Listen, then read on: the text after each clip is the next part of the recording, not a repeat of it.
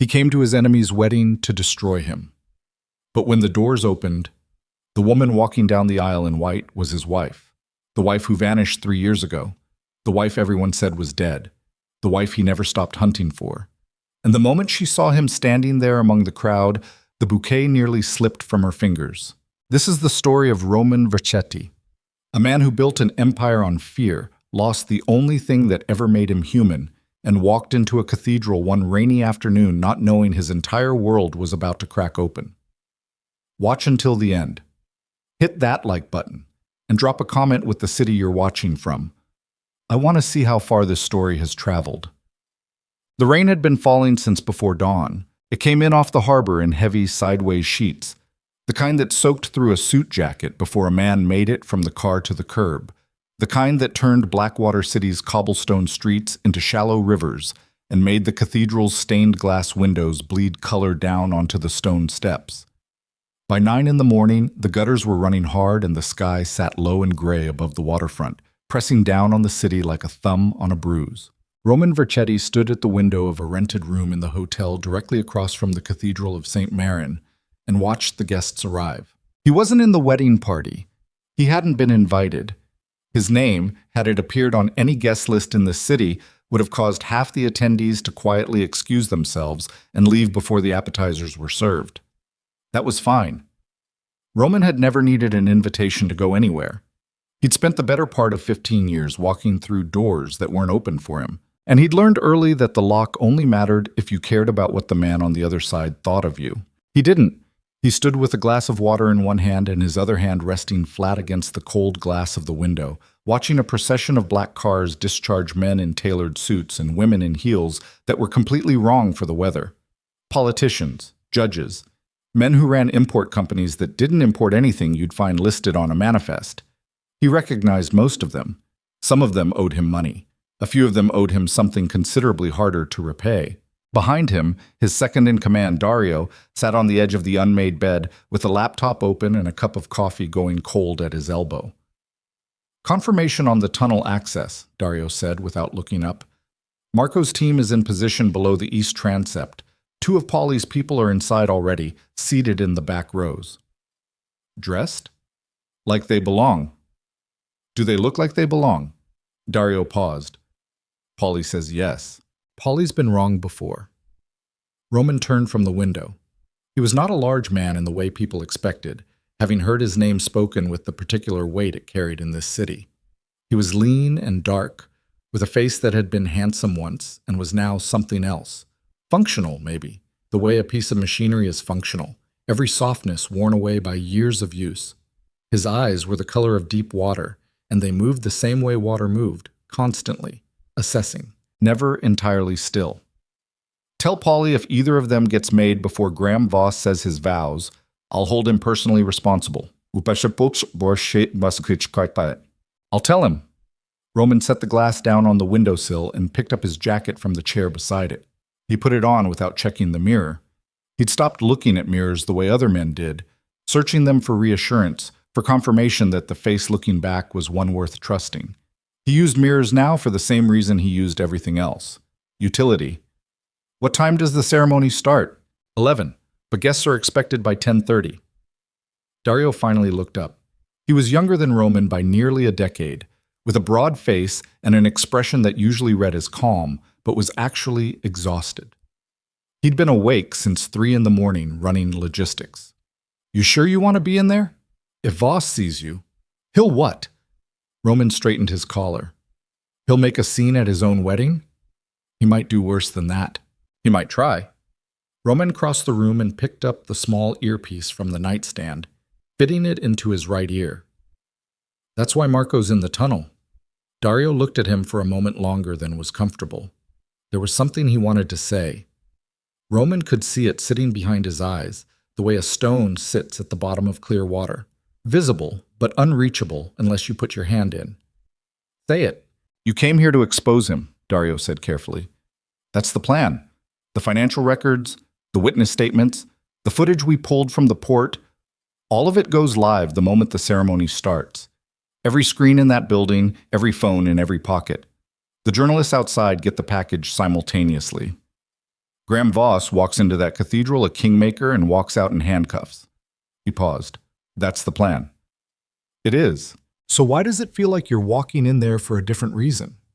Roman said nothing. He picked up the keycard from the nightstand and put it in his pocket. Roman. The plan is the plan, Roman said. Stay on comms. He walked out. The cathedral had been built 200 years ago by men who believed that the height of a ceiling communicated something essential about the importance of what happened beneath it. They weren't wrong. Even stripped of the occasion, even filled with people whose moral characters would have made those original builders weep, the interior of the Cathedral of St. Maren commanded a kind of involuntary attention. The vaulted arches overhead disappeared into shadow. The pews were old dark wood, worn smooth by generations of hands. The stained glass along the nave threw fractured light across the marble floor, even on a day like this one, the colors muted by the overcast sky but present, red, amber, a cold, deep blue. Roman slid into a seat near the back on the left side, 3 rows from the rear, beside a pillar that gave him a partial obstruction from the main aisle and a direct sightline to the altar. He'd done the geometry earlier. He did the geometry on every room he walked into. It was a habit he'd developed young and had never seen a reason to break. The church was filling. He counted the heads he recognized, more than he'd expected. Graham Voss had assembled a guest list that read like a directory of every institution in this city that had a public face and a private ledger that didn't match. The man was thorough. Roman would give him that. He'd spent 6 years building himself into the connective tissue of Blackwater's power structure. Not the muscle, not the bone, but the tissue. The invisible layer that held everything else together. Cut it, and things stopped moving. That was the point. Roman sat with his hands loose in his lap and his eyes moving and waited. The ceremony was set to begin at 11. At 10:54, the organ at the front of the cathedral started up, something slow and formal that Roman had no name for, and the assembled guests rose from their seats and turned toward the back of the nave. He rose with them. He turned with them. The cathedral doors at the far end of the nave were already open. The rain outside was a dark curtain behind the threshold. And then she walked in. Roman had been prepared for a lot of things. He had run scenarios in his head for weeks building toward this morning, walking himself through contingencies, failure points, variables he couldn't control. He was not a man who was easily surprised. Surprise, in his world, was usually the last thing you felt before something catastrophic happened to you, and he'd made a discipline of eliminating it wherever possible. He was not prepared for this. She came through the doors with the measured pace of a woman who had been coached, who was holding herself to a tempo she didn't feel, and the white dress moved with her in a way that was unhurried and precise and utterly wrong for the body wearing it, because the body wearing it was wound tight as a tripwire, every muscle controlled, every breath counted. He could see it from 40 feet away. He could see it because he knew that body. He had spent 3 years learning every tell it had, and then spent 3 more years trying to forget them. He couldn't move. He was aware dimly that the people around him were murmuring in appreciation. He was aware that the organ was still playing. He was aware that the rain outside was striking the stone steps in the particular rhythm it had settled into in the last hour, steady and indifferent. He was not aware of anything else. She was halfway down the aisle when she looked up, and she found him. He didn't know how. There were 300 people in that cathedral, and he was standing half behind a pillar in the 3rd row from the back. And she had no reason to look left instead of forward. No reason to look into the crowd instead of at the altar where her groom was waiting. But she looked left, and she looked at him, and the color went out of her face like a light being switched off. For 3 seconds, neither of them moved. Then she looked away, forward, toward the altar, and she kept walking, and her step didn't break and her chin didn't drop, and to anyone watching, she was exactly what she was supposed to be, a beautiful woman walking toward the man she was about to marry. But Roman had seen her hands tighten around the bouquet of white flowers. He'd seen the tremor move through her fingers before she locked them down. And he had seen, because he knew her face better than his own, and he had spent 3 years cataloging every expression it was capable of, exactly what had moved across it in those 3 seconds before she looked away. Not surprise. Not hope. Terror. His name was Roman Vercetti, and he had been born into a world that didn't offer second options. His father had run numbers out of the East Docks when Roman was young, not as any kind of kingpin, just as a man doing what men in his neighborhood did when the alternatives were worse. His father had been careful and small and had tried, in the particular way of men who understand the environment they're raising children in, to keep Roman outside it.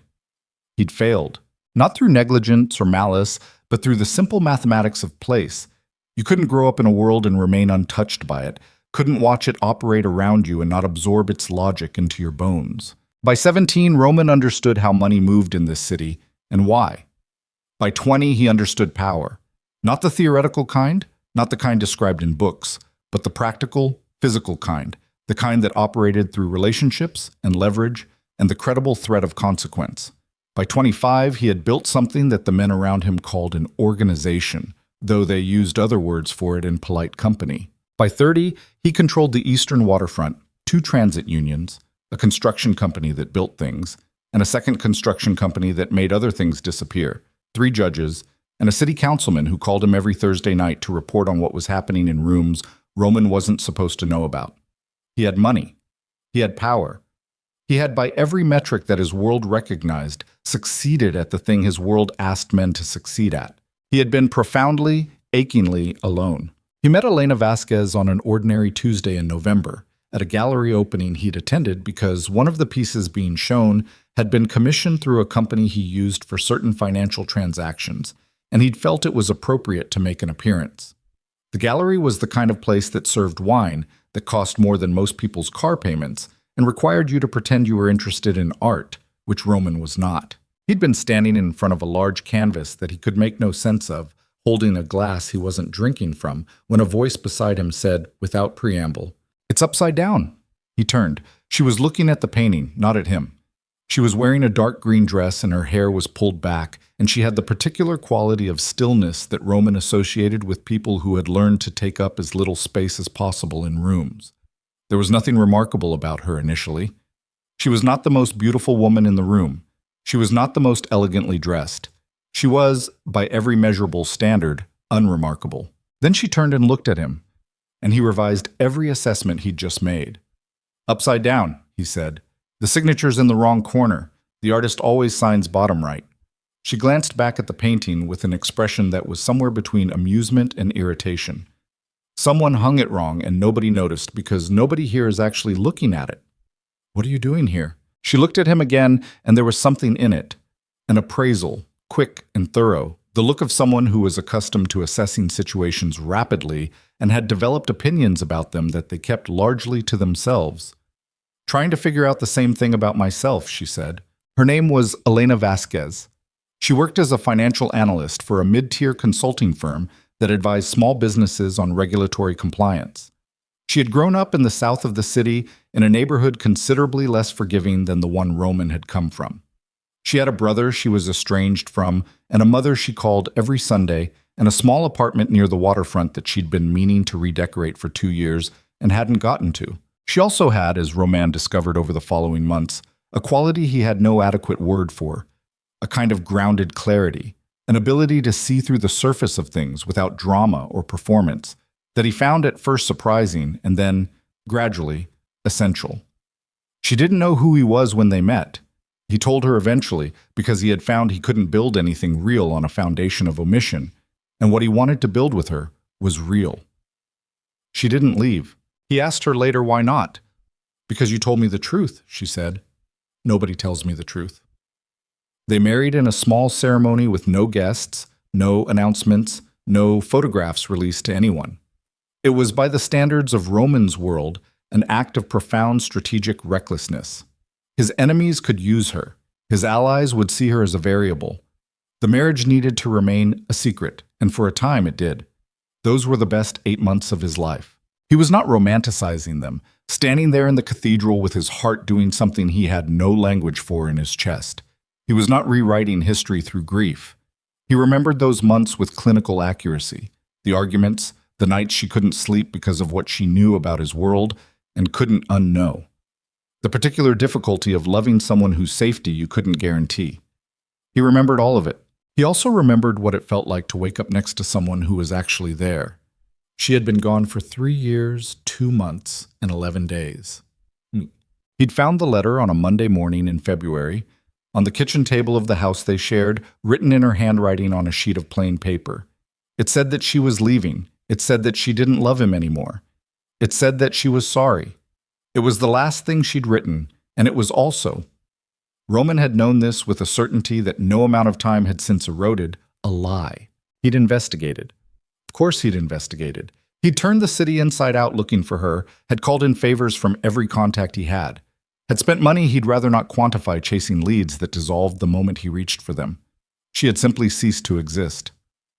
Elena Vasquez, the name she'd used before she married him, the name she still used because hers hadn't been changed on any official record, had vanished from every database, every system, every contact she'd ever maintained. Her apartment was cleared. Her phone was disconnected. Her colleagues at the consulting firm said she'd given notice 2 weeks before he found the letter, which meant she'd been planning it, or someone had been planning it for her, well in advance. He'd found nothing. For 3 years, he'd found nothing. And then, 4 weeks ago, a manila envelope had appeared on his desk, delivered through channels he couldn't trace, containing a single photograph. Elena. Standing on a street he didn't recognize, in daylight, in a coat he'd never seen. She looked thinner than he remembered. She looked like a woman who had been careful for a very long time. The photograph was dated 3 weeks prior. On the back, in handwriting that was not hers, were 4 words. Graham Voss. Wedding, March. Roman had spent 4 weeks learning everything there was to know about Graham Voss, and what he'd found had been considerably more than he'd expected. Graham Voss was 51 years old and had the carefully maintained appearance of a man a decade younger. He was a political consultant by formal description, which meant he was the person you hired when you needed someone elected, someone destroyed, or a regulatory problem made to disappear without generating the kind of documentation that could later be used against you. He had been operating in Blackwater's political ecosystem for 20 years and had the distinction of having backed every winning candidate in the city's last 6 major elections, a record that was either a tribute to his political instincts or to something considerably less admirable. Roman's investigators had found the considerably less admirable version, the import business that ran out of the port under 3 different corporate shells, the network of shell entities that moved money through 7 jurisdictions before it arrived anywhere that could be connected to a name, the offshore accounts tied to addresses that housed nothing but registration paperwork. These were the visible edges of it, the parts that investigation could reach.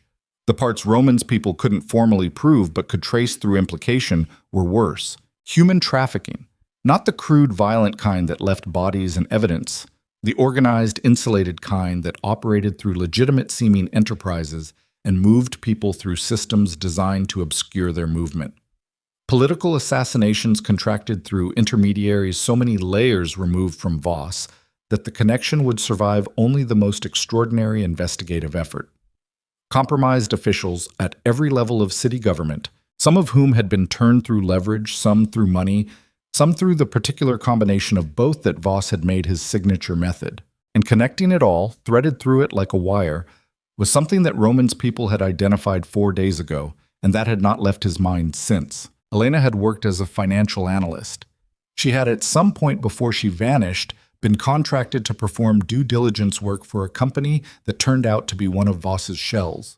She had done her job with the particular thoroughness that Roman recognized as characteristic of her, and had, in the process, found things she wasn't supposed to find. Roman didn't know the precise sequence of what had happened next, but he knew the outcome. She had disappeared. And Graham Voss had in the intervening 3 years managed to locate her, extract her from whatever cover she'd built for herself, and, through means Roman had not yet fully reconstructed, arranged this marriage. What leverage Voss held over her, Roman didn't know. What she had been told or threatened with to walk down that aisle, Roman didn't know. He knew one thing with absolute certainty. Watching her stand at the altar 40 feet away from him, with her hands wrapped around a bouquet of flowers, and her face composed into an expression that was performing composure rather than feeling it. She had not come here willingly, and the letter she'd left on the kitchen table 3 years ago had not been written by a woman who no longer loved him. The ceremony proceeded with the measured pageantry of an event that had been choreographed by people who charged significant money to choreograph events, The officiant was a gray-haired man in a dark suit whose voice carried the practiced resonance of someone accustomed to filling large spaces. The guests had settled. The organ had subsided. The world had contracted to the narrow channel of the cathedral's nave. Roman sat with his hands loose in his lap and his earpiece in and waited. In his ear, Dario's voice was a murmur. Package is staged. Journalists have the encrypted file. Decryption key goes out on your signal. Marco says the tunnel exit is clear. Federal contacts are in position 2 blocks out. They're waiting on the documentation before they move. Roman said nothing. He was watching Elena. She was standing beside Voss at the altar, facing the officiant, her profile turned away from Roman's position. Voss was a half-head taller than her, broad-shouldered, with the polished ease of a man who had spent decades performing confidence until it became indistinguishable from the real thing. His hand was on the small of Elena's back. Roman registered this with the part of his mind that registered things before the rest of it had decided how to respond, and he felt something cold and functional move through him in response. The same thing he felt before a decision that couldn't be walked back. He breathed through it. The plan was the plan. 30 seconds on your mark, Dario said. All screens. Every device on the cathedral's network. The journalist's files unlock simultaneously. After that, it's the Fed's show. Roman's thumb rested against the phone in his breast pocket. 1 text, 3 letters. The signal. He watched Elena's hands on the bouquet. She was wearing gloves. White, fitted, to the wrist. Appropriate for a January wedding in this part of the world. The kind of detail that would read as elegant in a photograph. Roman had noticed them when she walked in and had assigned them no significance. Now, with nothing to do but watch and wait and control the thing sitting in his chest that wanted very much to not be controlled, he noticed them again. Gloves. In a heated cathedral. He thought about that for a moment. Dario's voice. Roman, your mark. We're ready. Roman didn't move. Roman. Hold, he said quietly, barely moving his lips. A pause. Then, say again? Hold the signal. Don't release anything yet. Roman, the timing on the Federal. Hold. He kept his eyes on Elena's hands. I said hold. The silence on the line had a particular texture to it, Dario not arguing, which meant Dario was worried. Dario only didn't argue when he was worried. Roman watched Elena's hands. The officiant had begun speaking. The words were the formal, familiar architecture of a ceremony, and they moved through the cathedral and meant nothing to Roman, who was watching the way Elena's fingers moved fractionally against the stems of the bouquet, a restless micro-movement, controlled immediately each time it started. Her hands. Her gloved hands. He thought about the wedding ring he'd given her. A plain band. She'd asked for something plain, had said she didn't want to wear anything that announced itself, and he'd understood that to be about the secrecy of their marriage, and had agreed. A plain gold band, narrow, and she'd never taken it off in the 8 months they'd been together. He'd noticed that. He'd noticed the habit of it, the way she'd turn it with her thumb when she was thinking. He thought about a woman who had lived under a false identity for 3 years. He thought about a woman careful enough to disappear from every system in the city without leaving a traceable thread. He thought about what that woman would hold on to through 3 years of hiding and what she would make sure nobody could see. Dario, he said. Still here. The gloves. Get me an image. Whatever our people inside can take without being seen. Another pause. The gloves. Her hands. He heard Dario relay the request. 30 seconds passed. 40. The ceremony moved forward at its ceremonial pace, and Roman sat with his thumb against the phone in his pocket, the signal unsent, and waited. The image came through on the secondary phone in his jacket's inner pocket. Small screen, angle imperfect, taken from behind and left, through a narrow gap between pews. He enlarged it. The gloves were white, form-fitting, and on the left hand, beneath the fabric pulled tight across the knuckle of the ring finger, visible only as the faintest possible disruption in the otherwise smooth line of the glove. A ring. She was wearing his ring, hidden. 3 years of hiding, and she had kept his ring on her finger and covered it for this ceremony. Covered it so that Voss wouldn't see it, covered it so that no photographer would capture it, covered it with white fabric that matched the dress, and the bouquet and everything else she was performing for the 300 people watching her. But she hadn't taken it off. Roman sat completely still for 6 seconds. Then something shifted in him. Not the cold functional thing that moved through him before irreversible decisions. Something older than that.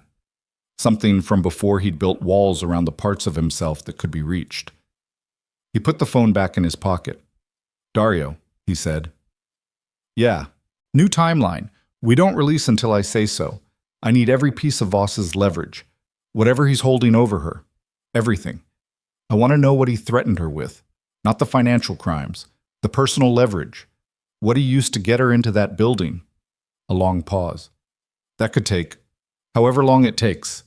Roman's voice was even. "We have time." "Roman, the feds are—" "Stall them." He settled back against the pew. His eyes were on the altar. On the back of Elena's head, the precise, upswept arrangement of her dark hair, the line of her neck above the dress, the shoulders held back and square by effort rather than ease. "Tell them the package isn't ready. Tell them whatever you need to tell them." "And the ceremony?" Roman looked at the altar, at the officiant, at Graham Voss standing with his hand still resting at the small of Elena's back. "Let it proceed. Let it—" Dario stopped. Started again, more carefully. "You want to let them get married.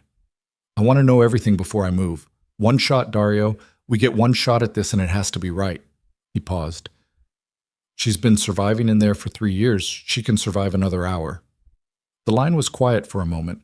"Okay," Dario said finally. There was something in his voice that Roman recognized with a distant kind of surprise as something adjacent to respect. "Okay. I'll start pulling the personal leverage files. We've got partial records on Voss's contact with her since 2 months ago before she surfaced. Let me see what's in there." "Good. Roman." "What?" A pause. "The ring. You really—" "Work the files," Roman said. "We'll talk later." He sat back. Around him the cathedral moved through its paces, the officiant's voice filling the high space, the guests attentive. The ceremony progressing toward the exchange of vows with the clockwork inevitability of an event that had been planned down to the minute by people who did this professionally. Roman watched Elena stand at the altar. He thought about a letter on a kitchen table that said, "I don't love you anymore." He thought about a ring hidden under white fabric. He thought about a woman who knew how to disappear completely and had apparently, at some point in the last 3 years, been found anyway, by a man who had resources and patience, and the particular kind of cruelty that comes from knowing exactly how to use both. He thought about what Graham Voss could have found, or fabricated, or threatened, that would bring a woman like Elena Vasquez to the edge of a second marriage with her first husband's ring still on her finger. He thought about the kinds of leverage that worked on people who weren't afraid for themselves. He thought about the people Elena loved, her mother, Sunday phone calls, a brother she was estranged from. Roman had investigators who were very good at their jobs. They had 4 hours before the reception was scheduled to begin, assuming the ceremony ran the usual length.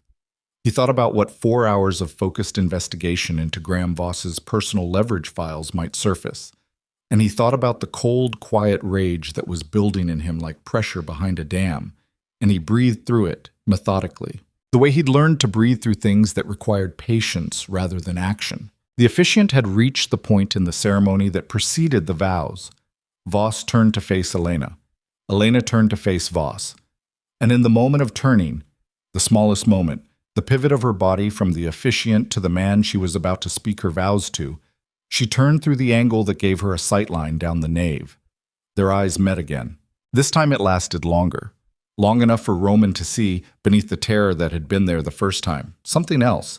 Something she was working very hard to hide and wasn't entirely managing. He held her gaze. His face was still. His hands were still. The only thing moving in him was the thing behind his eyes that he knew she had always been able to read, and he let her read it now. Let her see what was there, what had been there for 3 years and 2 months and 11 days, what no letter left on a kitchen table had touched. She looked away first. She had to. Voss was watching her. But in the moment before she turned, something had moved across her face that Roman catalogued with the same precision he catalogued everything. Not terror, not hope, exactly, but something in the territory between the two, something that had been dormant and had just been disturbed. Roman settled back against the pew. In his ear, Dario's voice. "I've got something on the leverage. Roman, this is..." A pause. The particular pause of a man looking at something that has changed his understanding of a situation. "This is worse than we thought." "Tell me." "Her mother," Dario said.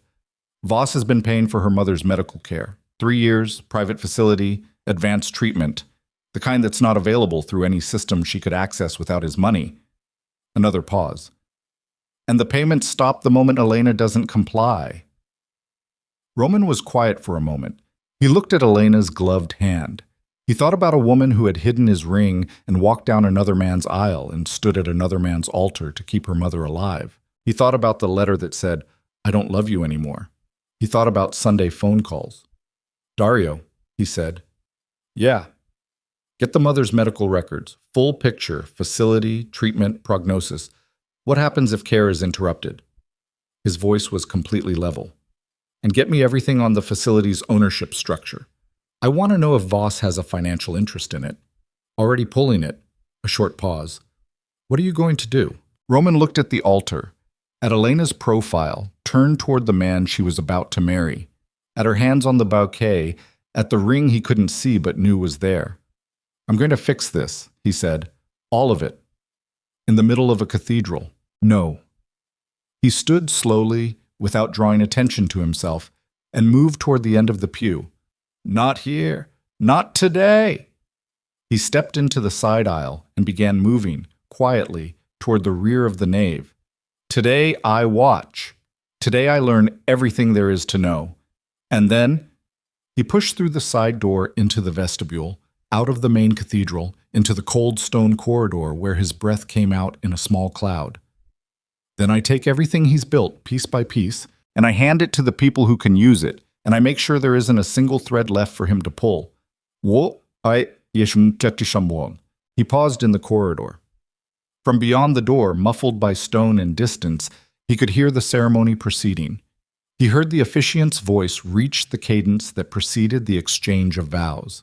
He stood in the stone corridor with his hand against the cold wall and listened to the silence that followed the question being asked on the other side of the door. And then, clear enough to carry through the stone, just barely, just the edge of it, he heard Elena's voice speaking her vows.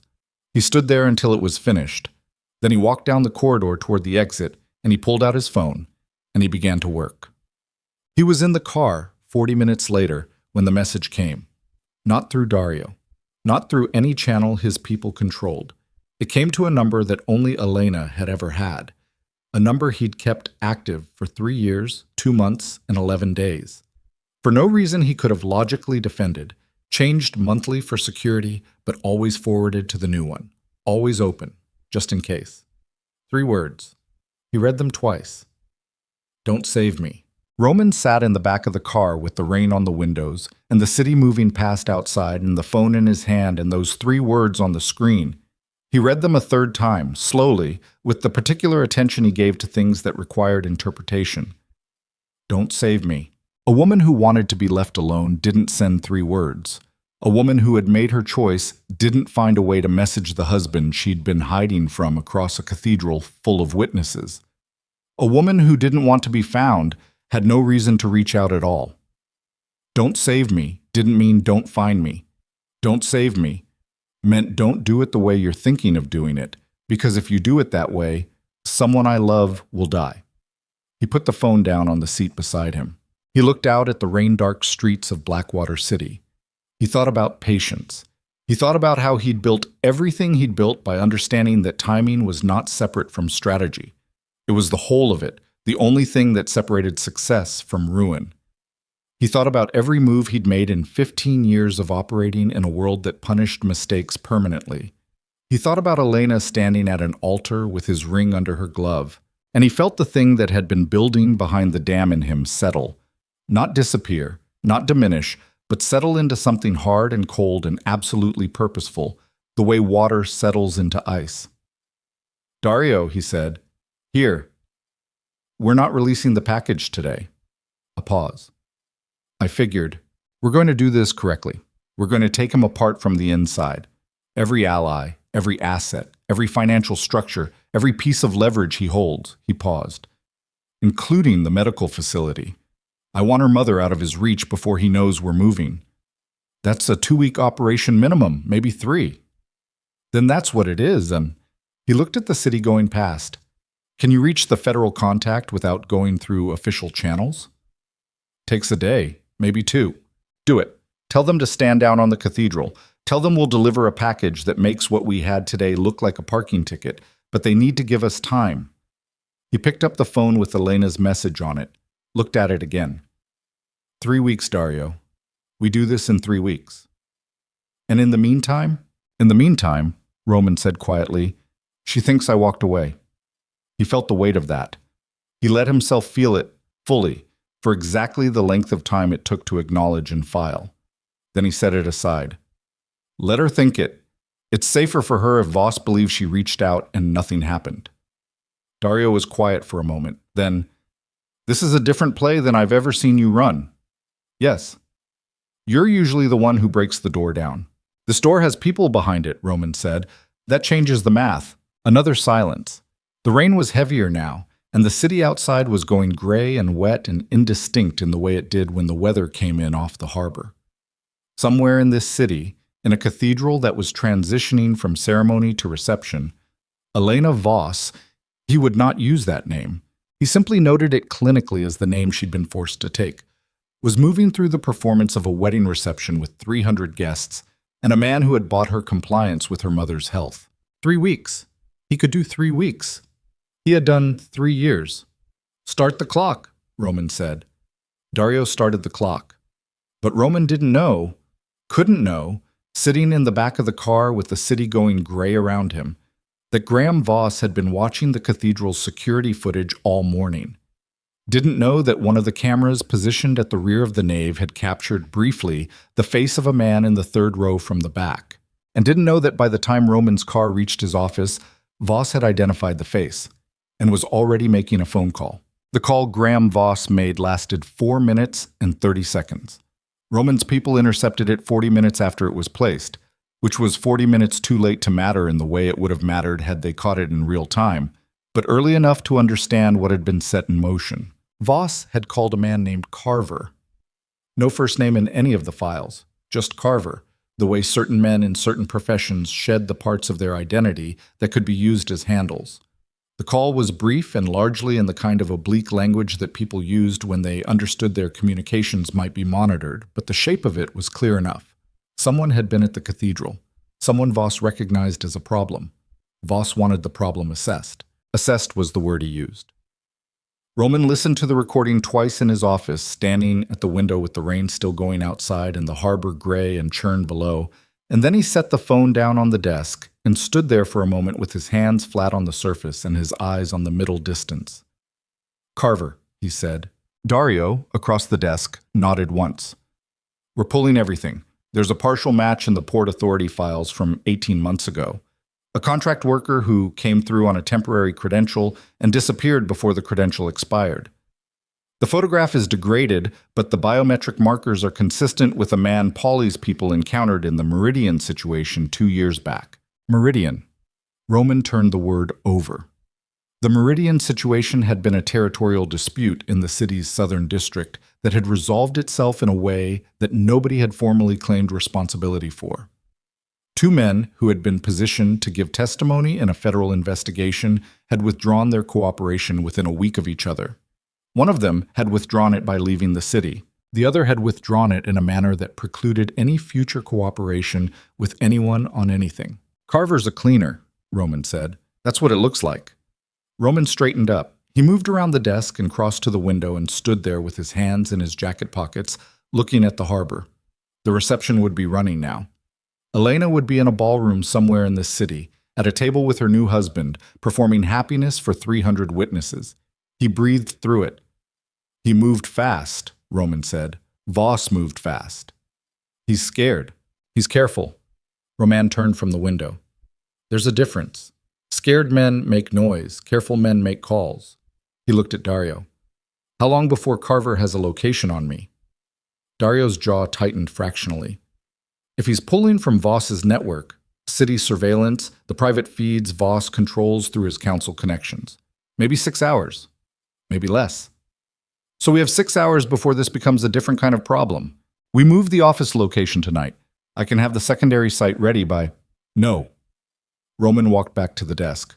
We don't move. Moving tells Voss we know about Carver. If he thinks we don't know, he'll use Carver as his primary play and ignore the other options. He sat down. I'd rather have a threat I can see than one I can't. Dario looked at him for a moment. You want to use yourself as bait. I want to control the geometry of this. Roman picked up the folder on the desk, the leverage files, the material on Elena's mother, the medical facility's ownership structure that his people had been pulling for the last 2 hours. He opened it. While Voss is focused on me, he's not focused on what we're actually building. That's valuable. He looked up. Get Polly's people on Carver. Don't intercept him. Just watch him. I want to know every move he makes. And if he moves on you, then we deal with it. Roman looked back at the folder. What do we have on the facility? Dario pulled his chair forward. He had a tablet with him, and he turned it to face Roman. The facility is called Hargrove Wellness Center. Private, residential, high-end. The kind of place that handles long-term neurological cases and doesn't advertise. He swiped to a document. Ownership runs through 2 corporate layers. Third layer is a holding company registered in the Cayman Islands called Whitfield Asset Group. Roman was quiet. Whitfield Asset Group has 3 principals on the registration, Dario continued. 2 of them are attorneys who function as nominees. Their names appear on paperwork for 40 other entities. They're essentially rented signatures. The 3rd principal, he paused, is Graham Voss. He owns the facility. Roman sat back in the chair. He let that settle. A man who wanted leverage over a woman didn't just pay for her mother's medical care. That could be cut off, could be replaced by another source of funding if the woman found one. A man who wanted leverage that couldn't be circumvented owned the place where her mother was being treated. Owned it so that the care itself was contingent not just on payment, but on the owner's continued goodwill. So that pulling the leverage meant not just stopping payments, but actively withdrawing care. What's the mother's condition? Roman asked. Advanced Parkinson's, early onset, diagnosed 6 years ago. The treatment she's receiving at Hargrove isn't curative, nothing is at this stage. But it's the difference between functional and non-functional. Without it, deterioration accelerates significantly. Dario set the tablet down. She's 61 years old. Roman was quiet for a moment. Does Elena know he owns it? Unknown. She may know he controls the payments. Whether she knows the ownership structure, Dario shook his head. That level of detail he'd have kept from her, more useful that way. Roman nodded slowly. He was running the geometry in his head. The geometry of the situation, the angles and distances, the points of leverage and the points of vulnerability. He'd been doing it since the car ride back from the cathedral, turning the pieces over, looking at them from different angles, looking for the shape of a play that accomplished everything without sacrificing the thing that couldn't be sacrificed. Elena's mother needed to be out of Voss's reach before Voss knew what was happening. That was the non-negotiable constraint.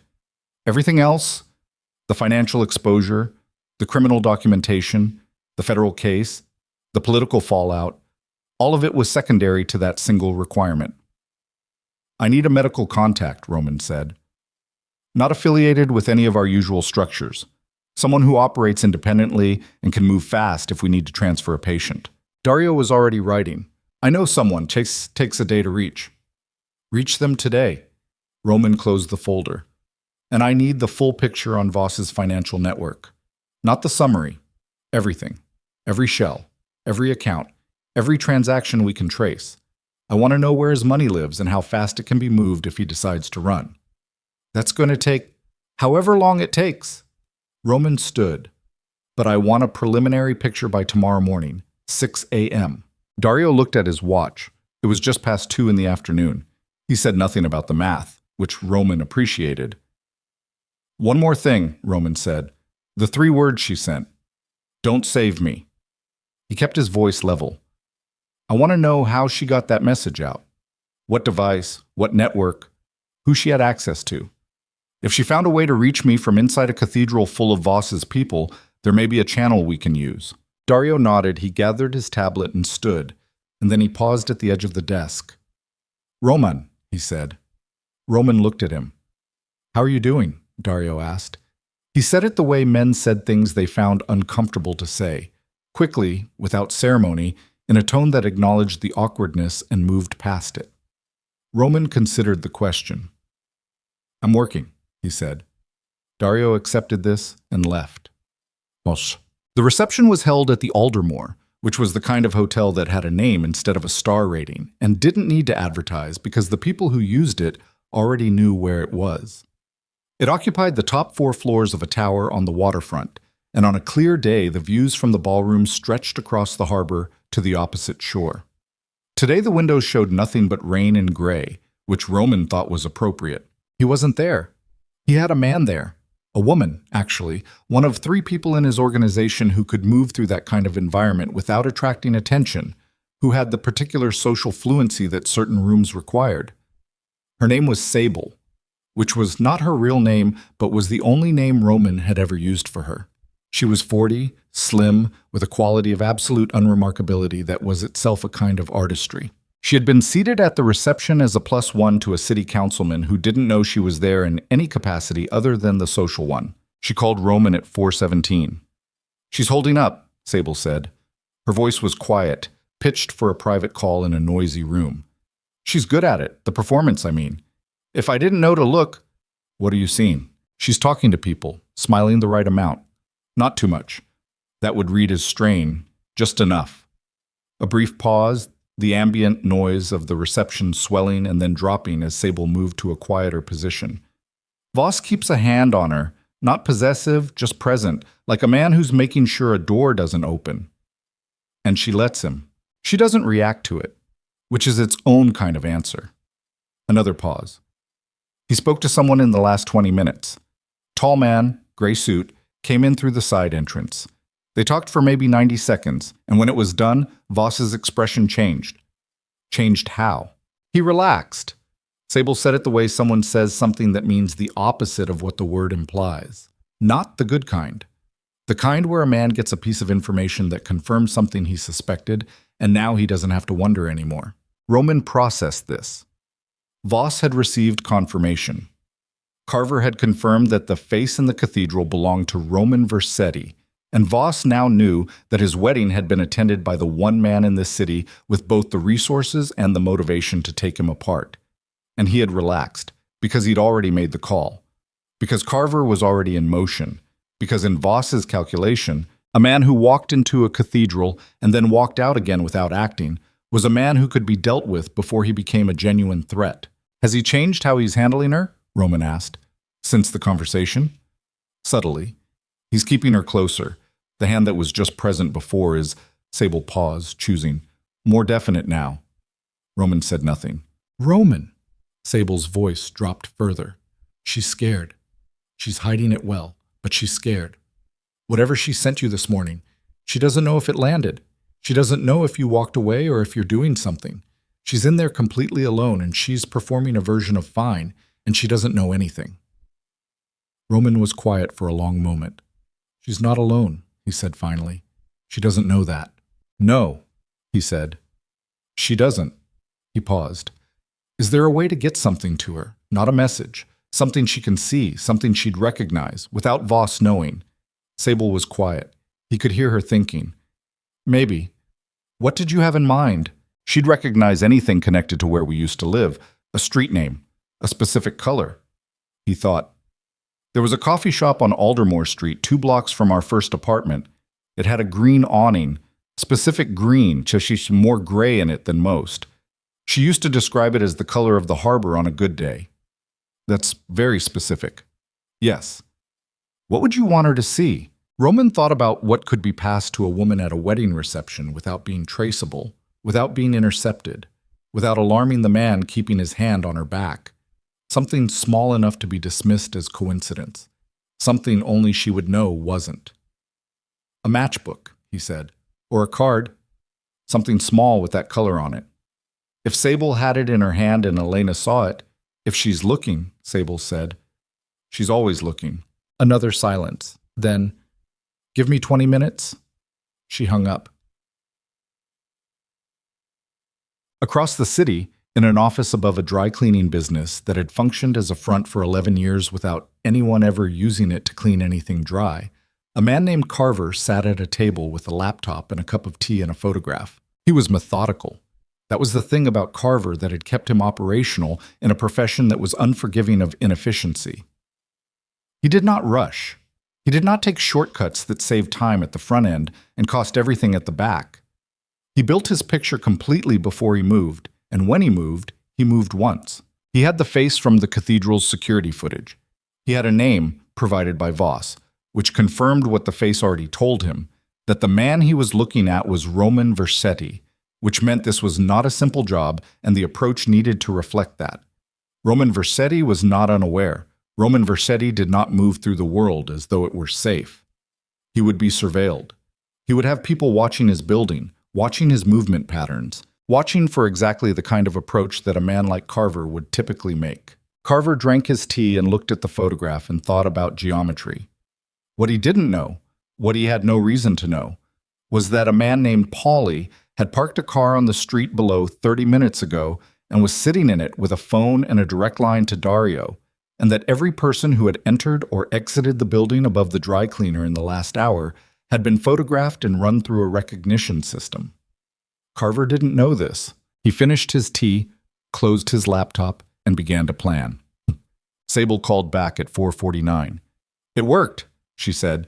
Her voice had a quality Roman rarely heard from her, something close to unsettled.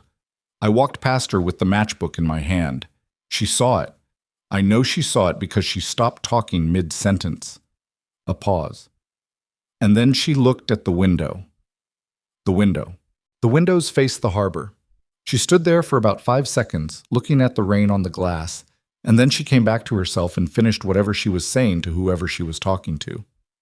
Sable paused again. But her hands. After that, her hands were different. Roman waited. They stopped moving, Sable said. Whatever she'd been doing with them all day, that constant small tension, it stopped. She was still scared, she's still performing, but the hands were still. Roman stood at his office window and looked at the harbor below. The rain was lighter now, a fine gray mist rather than the heavy sheets of the morning, and the water was the color Elena had once described as the good day color of a green awning on a street 2 blocks from a place where they had briefly lived as something that resembled normal. He'd needed her to know one thing. Not a plan, not a timeline, not a promise. He couldn't make promises he couldn't yet guarantee. Just one thing, that she was not alone in that room. That someone who knew what that matchbook meant had put it in front of her eyes deliberately, which meant someone knew where she was and was close enough to reach her. He hoped it was enough. He thought, with the part of his mind that refused to be strategic about everything, that it had to be. "Stay on her," he said, "until the reception ends, and then get out clean." "Always do." A beat. "Roman, for what it's worth, she's remarkable. The amount of composure she's maintaining in there." "I know," Roman said. He hung up. He was still standing at the window when Dario came back into the office 20 minutes later with the look of a man who had found something he didn't want to have found. Roman turned. "Tell me," he said. Dario put the tablet on the desk. "We've been pulling Voss's financial network, all of it, like you asked." He paused. "We found something in the transaction history that doesn't fit the pattern of the other structures. There's a series of payments, irregular amounts, irregular intervals, going back 2 years. To a domestic account we can't immediately identify. Small enough not to flag in an automated review, but consistent." "Consistent how?" "Consistent with a payment for ongoing services." Dario looked at him. "We ran the account backward. It routes through 4 entities before it hits a name. The name is..." He paused one more time, and Roman recognized the pause as the specific hesitation of a man who didn't want to say what he was about to say. "Dario." "Marcus Ewan," Dario said. The name sat in the air between them. Roman was very still. Marcus Ewan had been with Roman for 9 years. He handled logistics for the Eastern Waterfront, the part of the operation that moved things the Port Authority didn't document, the part that required someone with both technical knowledge of the port systems and sufficient standing in the organization to supervise the men who did the actual physical work. He was 38 years old, had a daughter in the 8th grade, and a mortgage on a house in the Eastern District, and had been present at enough internal meetings to know things that could not be known by anyone outside of Roman's core structure. He had been at those meetings because Roman trusted him, had trusted him. How long? Roman's voice was flat. The payments start 2 years ago, which means he was feeding Voss information about our operations for 2 years. Roman felt the cold thing move through him, not the rage. He'd learned to distrust rage as an operational tool, something colder and more precise than rage. He's how Voss found her. Dario was quiet. He's how Voss found Elena. Roman said it slowly, putting the pieces together as he said them, the way you assemble something in the dark by feel. Voss's people would have been looking. They'd have known she was connected to me. The marriage was a secret, but secrets have edges, and if someone inside my organization knew— Marcus knew, Dario said. Marcus knew. Roman turned from the desk. He walked to the window and stood there with his back to the room. He knew we were married. He knew she existed. He didn't know where she'd gone, but he knew who she was and what she looked like and what name she'd used before. He stopped. And 2 years ago, Voss started paying him, which means Voss found her approximately 2 years ago, Dario said, which tracks with the timeline. The medical facility payments to Hargrove started 22 months ago. 22 months. Roman closed his eyes briefly. Elena had been hiding for 3 years. She had made it 14 months before someone who knew her face sold her location to a man who knew exactly what to do with it.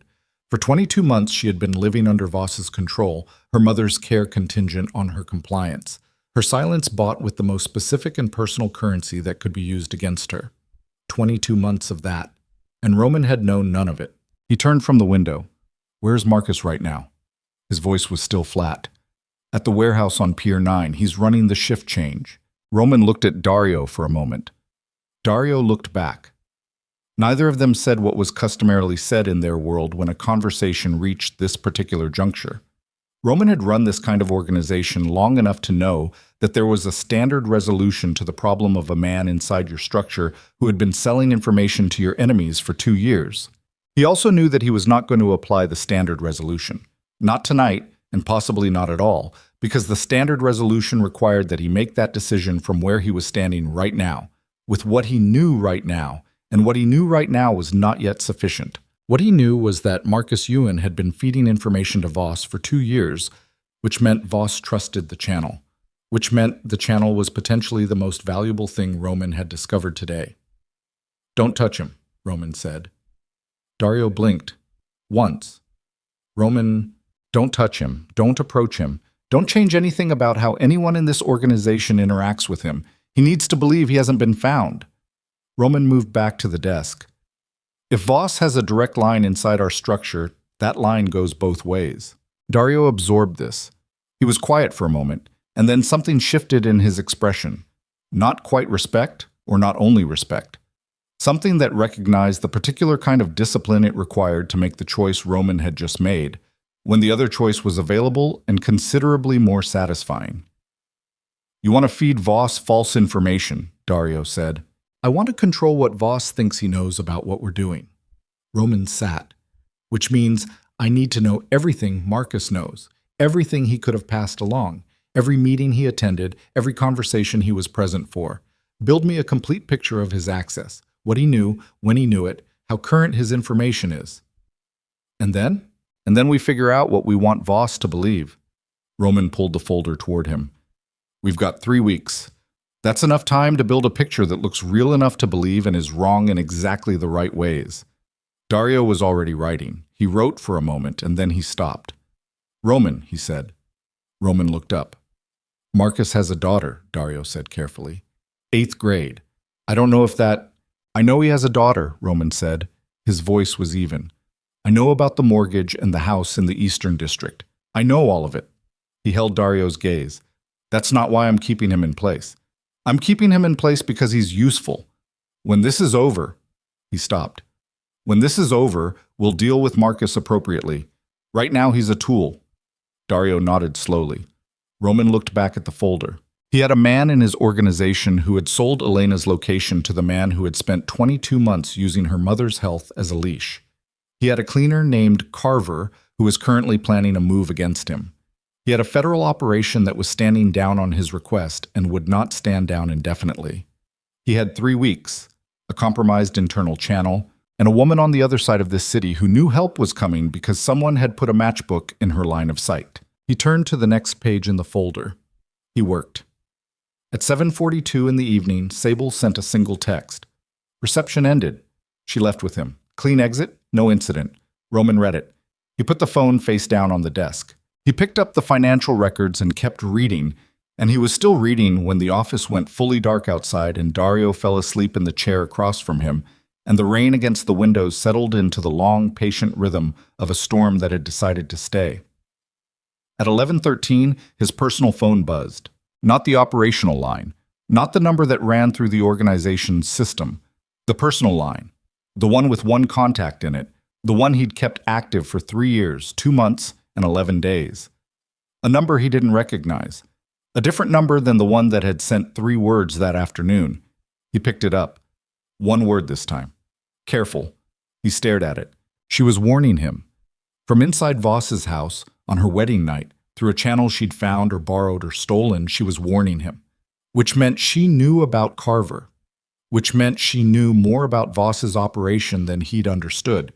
Which meant she'd been watching and learning and cataloging for 22 months in the way that a woman with her particular skills would watch and learn and catalog, even under pressure, even under a leash. She was not simply surviving in there, she was paying attention. Roman sat with the phone in his hand and the rain on the windows, and Dario sleeping in the chair across from him, and he thought about a woman who hid a ring under her wedding glove and learned her captor's operation from the inside and still found a way, on the worst day of her life, to warn the man she was protecting about the danger coming for him. He thought about a letter on a kitchen table. He thought about 3 years. He typed back a single word. Always. He waited. No reply came. He hadn't expected one. She would have destroyed the phone or the SIM or whatever she'd used the moment the message was sent. She would have covered every trace of it. She had been surviving for 22 months in one of the most controlled environments imaginable. And she was still thinking clearly enough to, he didn't sleep. That was not unusual. Roman had not been a reliable sleeper for most of his adult life, had learned somewhere in his late 20s that the hours between 2 and 5 in the morning were simply time that belonged to the work rather than to rest, and had made a kind of peace with that. But this night was different from the ordinary insomnia of a man with too many moving parts to quiet his mind. This night had a texture to it, a specific, physical alertness that sat behind his sternum like a hand pressed flat against the inside of his chest. Careful. He turned the word over all night the way you turn a stone over looking for what lives under it. Dario woke at 6, stiff from the chair, and said nothing about the fact that Roman was in the same position he'd been in when Dario fell asleep. He made coffee from the machine in the corner of the office and set a cup on the desk without being asked, and sat down and opened his tablet. Carver moved last night, Dario said. Roman looked up. Not at you. Reconnaissance only. Paulie's people tracked him to 3 locations. Your office building, the parking structure on Meridian where you keep the secondary car, and Dario paused. The dry cleaner on Cobb Street. Roman went still. The dry cleaner on Cobb Street was not a location that appeared in any documentation connected to Roman Versetti. It was not a location that appeared in any file his organization formally maintained. It was a location known to perhaps 6 people, used as an emergency communications point for exactly the kind of situation where everything else had been potentially compromised. 6 people knew about Cobb Street. Dario, Paulie, Sable, Roman himself, and 2 others, both of whom had been with the organization for over a decade, both of whom Roman would have, 24 hours ago, trusted without qualification. One of those 2 others was Marcus Ewan. Roman set down his coffee cup very carefully on the desk. Marcus, he said, has to be. Dario's voice was tight. Nobody else with that access has had contact with Voss's network. We checked the other 4 last night after we found the payment trail, clean, all of them. Marcus is the only one. So Carver has Cobb Street. Carver has everything Marcus has. Which means everything we thought was secure is mapped. Roman stood. He moved to the window. Outside, the city was emerging from the night in the gray light of an early morning that had not yet decided whether to clear or stay overcast. The harbor was flat and dark. How long has Marcus had access to the Cobb Street location? Dario pulled up something on the tablet. He was there for the November coordination meeting, 4 months ago. So Carver has had it for at least 4 months. Potentially? Roman turned from the window. He looked at Dario. Why didn't he use it sooner? It wasn't a question, quite. It was the kind of statement that opened into an answer if you sat with it. Dario sat with it. Because he wasn't activated until yesterday, Dario said slowly. Voss didn't have a reason to use Carver against you until you showed up in that cathedral. Right. Roman walked back to the desk. Which means Carver has a map of our infrastructure that's 4 months old. He knows the locations, the patterns, the communication points. But he's been sitting on it, and now he's been given the order to move. He picked up his coffee. That's what she was warning me about, not just Carver, the map. She knows about the map? She knows Voss has something on us. Something significant. She's been in that house for 22 months. She's heard things, seen things. Roman set the cup down. She's been building her own picture of what Voss has assembled. Dario was quiet for a moment. Roman, if Carver has a complete map of our operation, then we can't run the 3-week play from any of our current infrastructure. Roman said it flatly, without inflection, the way you say a thing you've already processed and accepted and moved past. Everything burns. We rebuild from positions Carver doesn't have, which means positions that predate Marcus's access, locations we used before November, contacts we haven't activated in over a year. He paused. How fast can you build that list? By tonight. Do it. Roman looked at the folder on his desk, the financial records, the leverage files, the medical facility documentation. And get the Hargrove situation moving today, not in 3 weeks. Today. I need Elena's mother out of that facility, or I need an alternative care arrangement locked in before Voss realizes we've gone dark on our current positions, Dario wrote. He wrote fast, the way he wrote when things had gotten sufficiently complicated that writing was the only way to keep the pieces from sliding. Roman, he said without looking up, if we go dark, if we pull out of the current positions, Voss is going to know we made him. Yes. That accelerates everything. He won't wait. He'll move on Elena before we're ready. I know. Dario looked up. So we have to be ready before we go dark, Roman said, which means the sequence matters more than the timeline. He pulled the folder toward him. Hargrove first. The moment her mother is safe, nothing he holds over Elena has teeth anymore.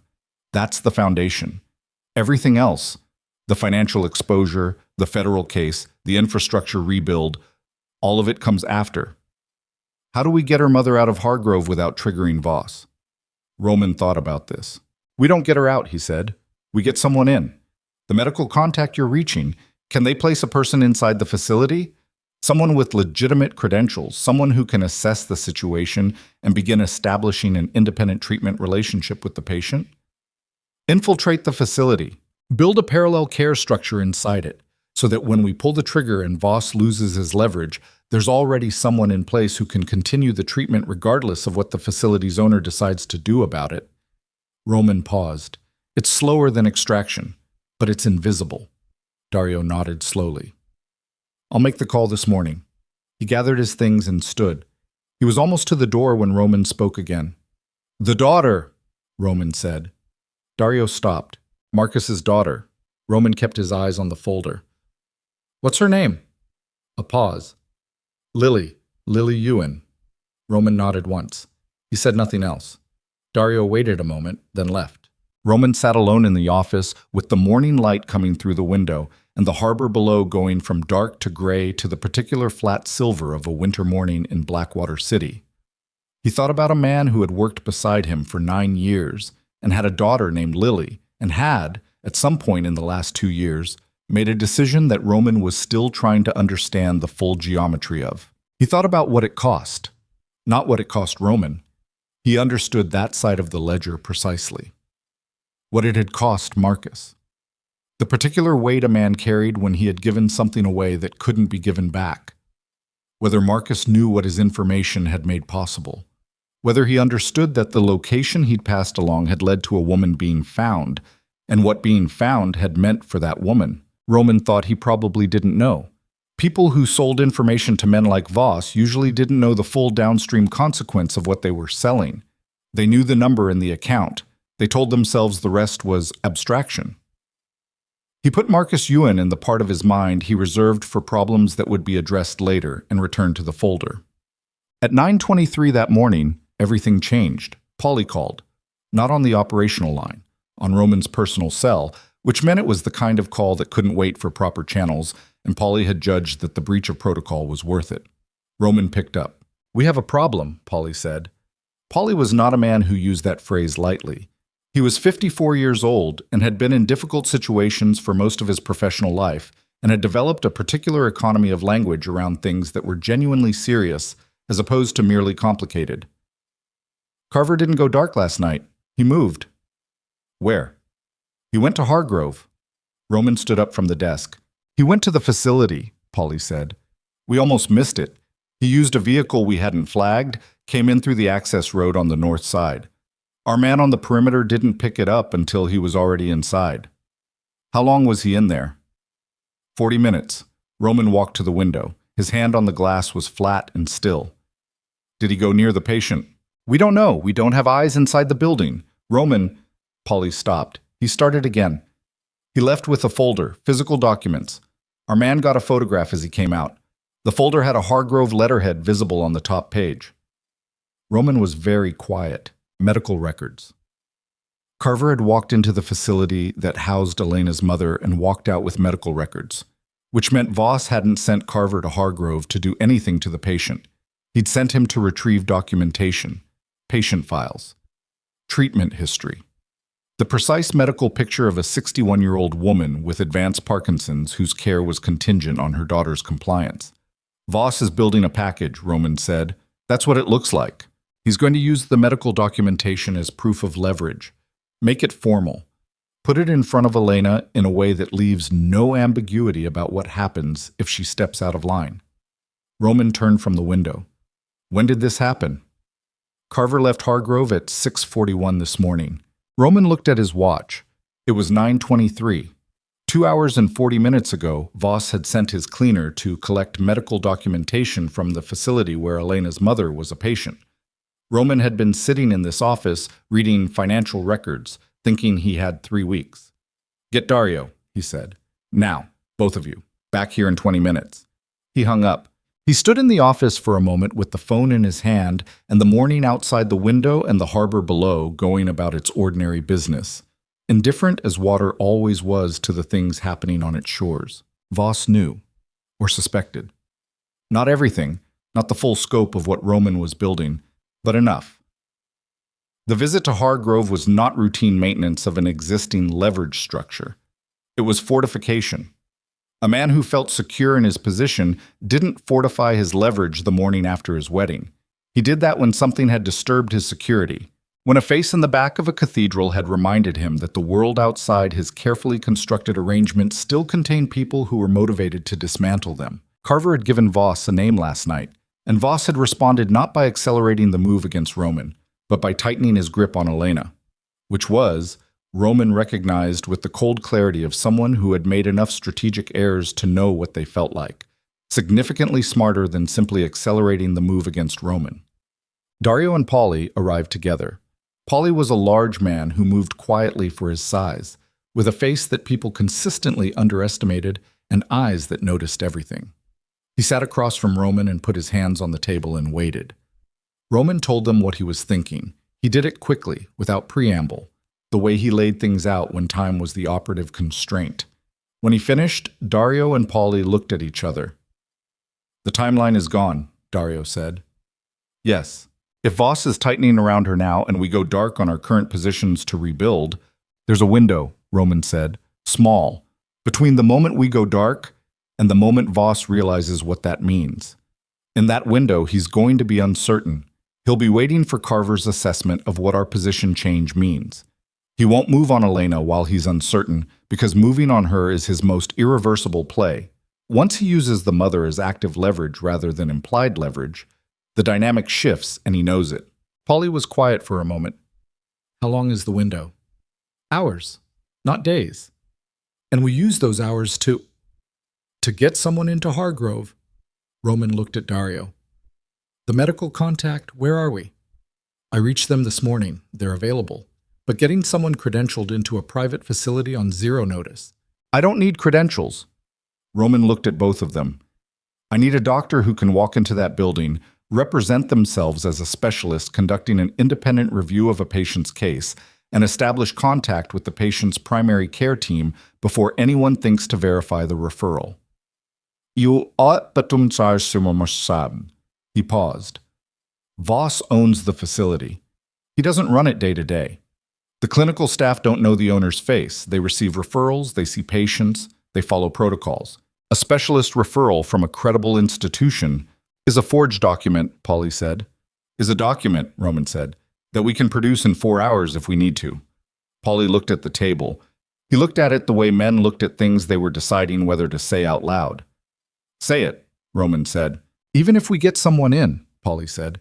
Even if they establish contact with the care team and start building the parallel structure you described, Voss has the original records now. The folder Carver pulled. If he presents those to Elena as evidence of what he controls, she already knows what he controls, Roman said. She's been living with it for 22 months. Sin. Knowing it and having it put in front of you formally aren't the same thing. Polly's voice was level, not unkind.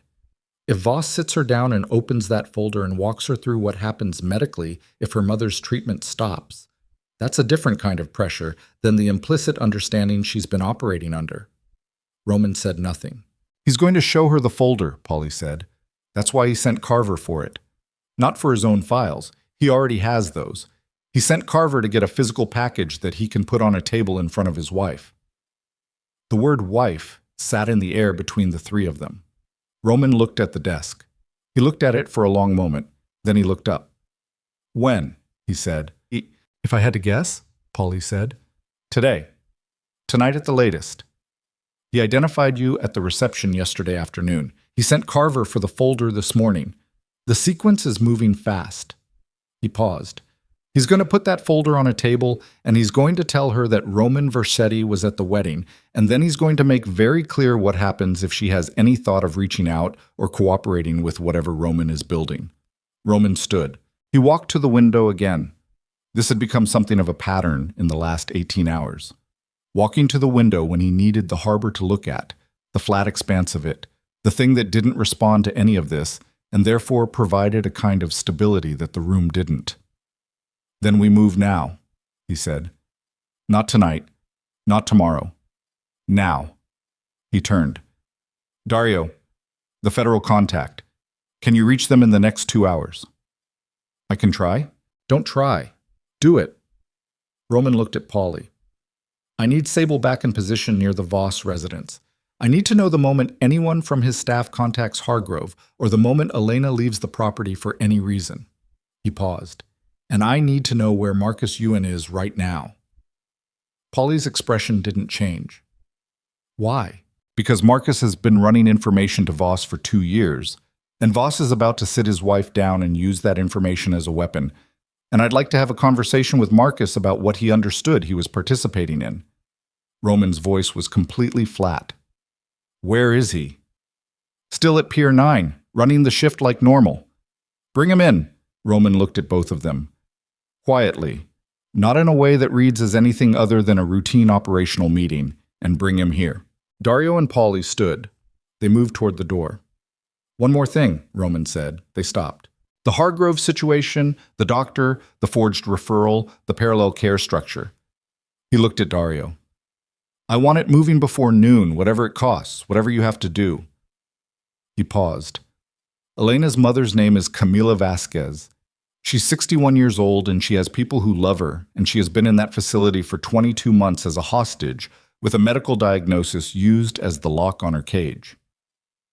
His voice didn't change in pitch or temperature. Get her someone who is there for her and not for Graham Voss.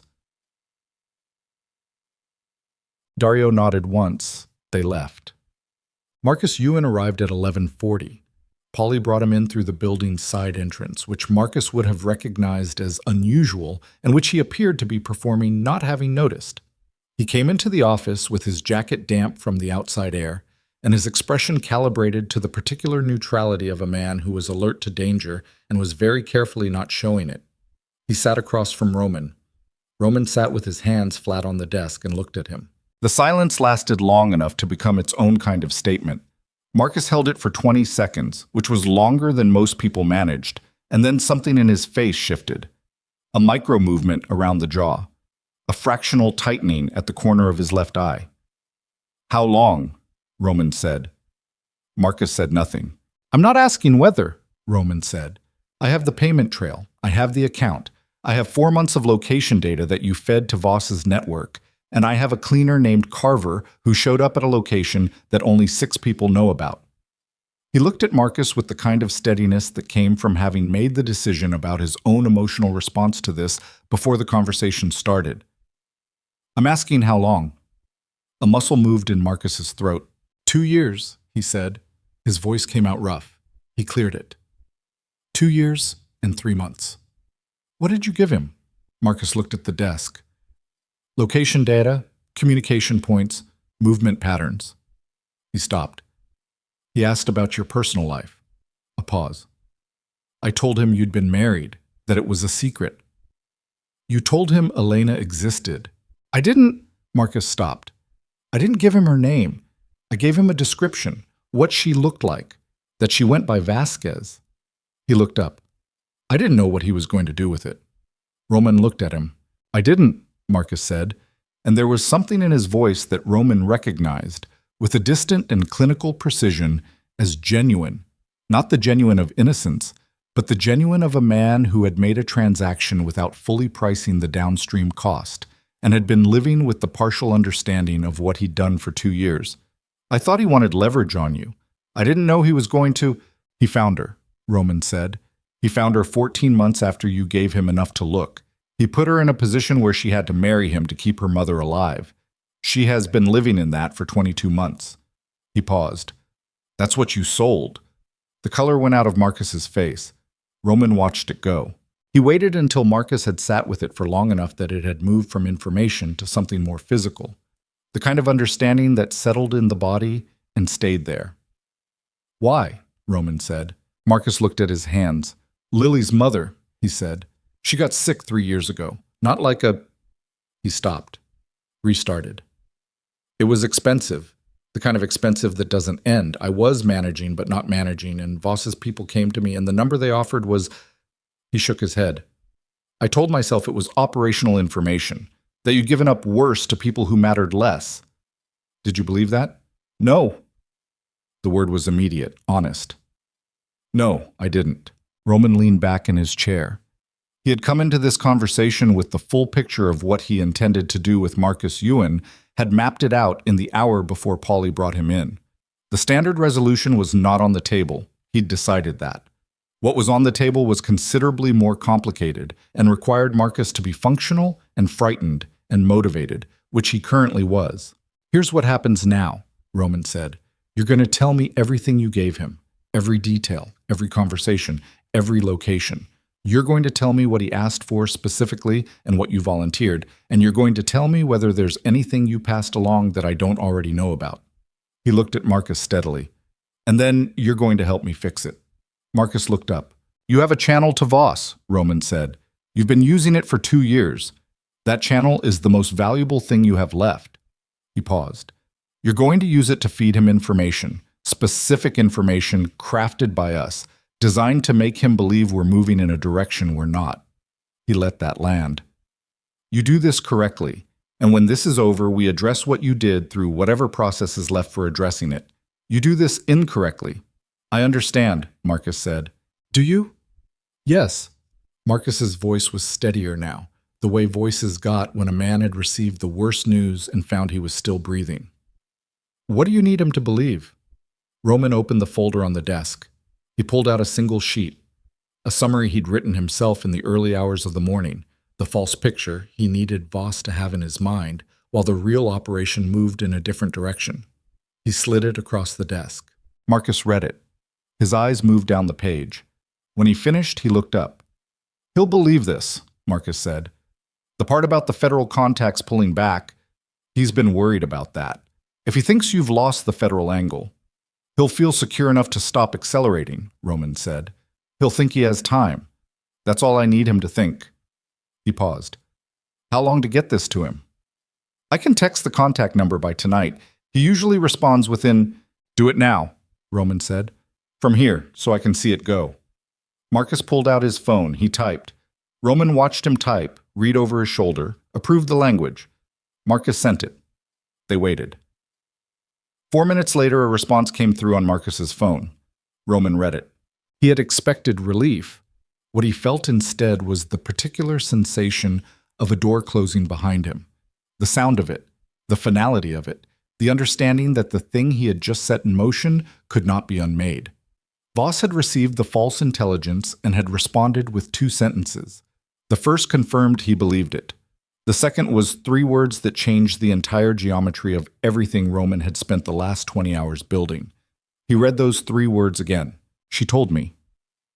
Roman looked at the phone. She told me. His mind moved through it rapidly, pulling at the threads, testing each one. She told him what? What did Elena know that she could have told Voss? What information did she have access to that Voss would find significant enough to include in a 2-sentence text response to his inside source? What had Roman done, or said, or communicated that had... She told me. 3 words.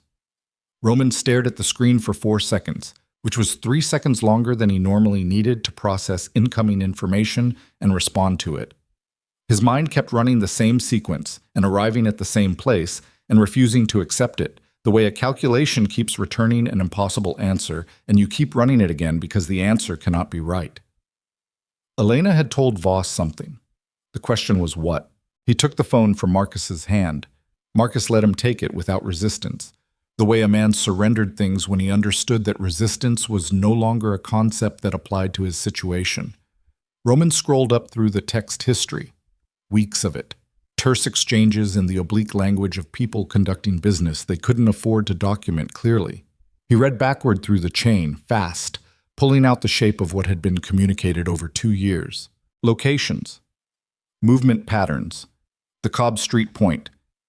3 names of federal contacts Roman had cultivated. The existence of the marriage. He stopped. 4 months ago, Marcus had communicated something else. Roman read it twice.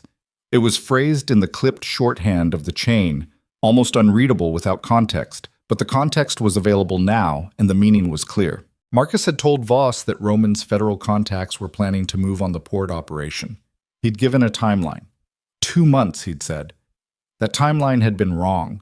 Roman's actual federal play had been slower, more careful, built through a different channel than the one Marcus knew about. But Voss hadn't known it was wrong.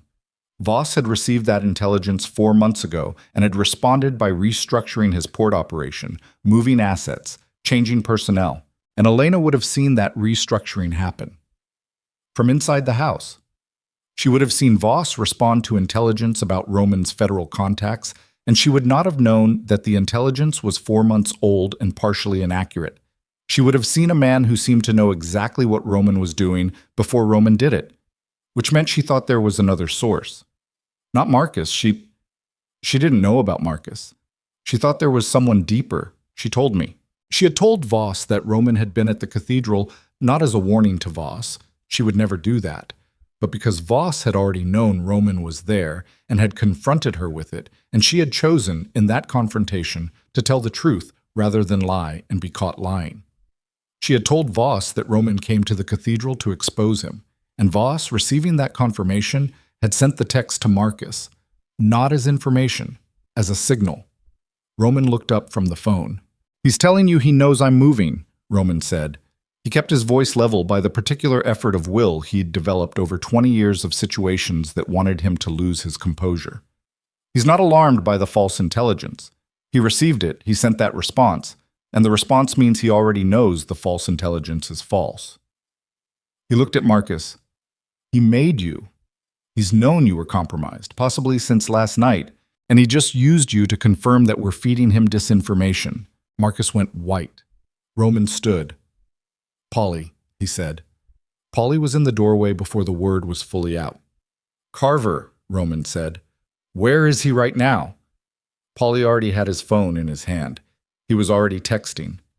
The response came back in 8 seconds. Paulie had good people, had always had good people. It was the one thing Roman had never had to question about him. Moving, Paulie said.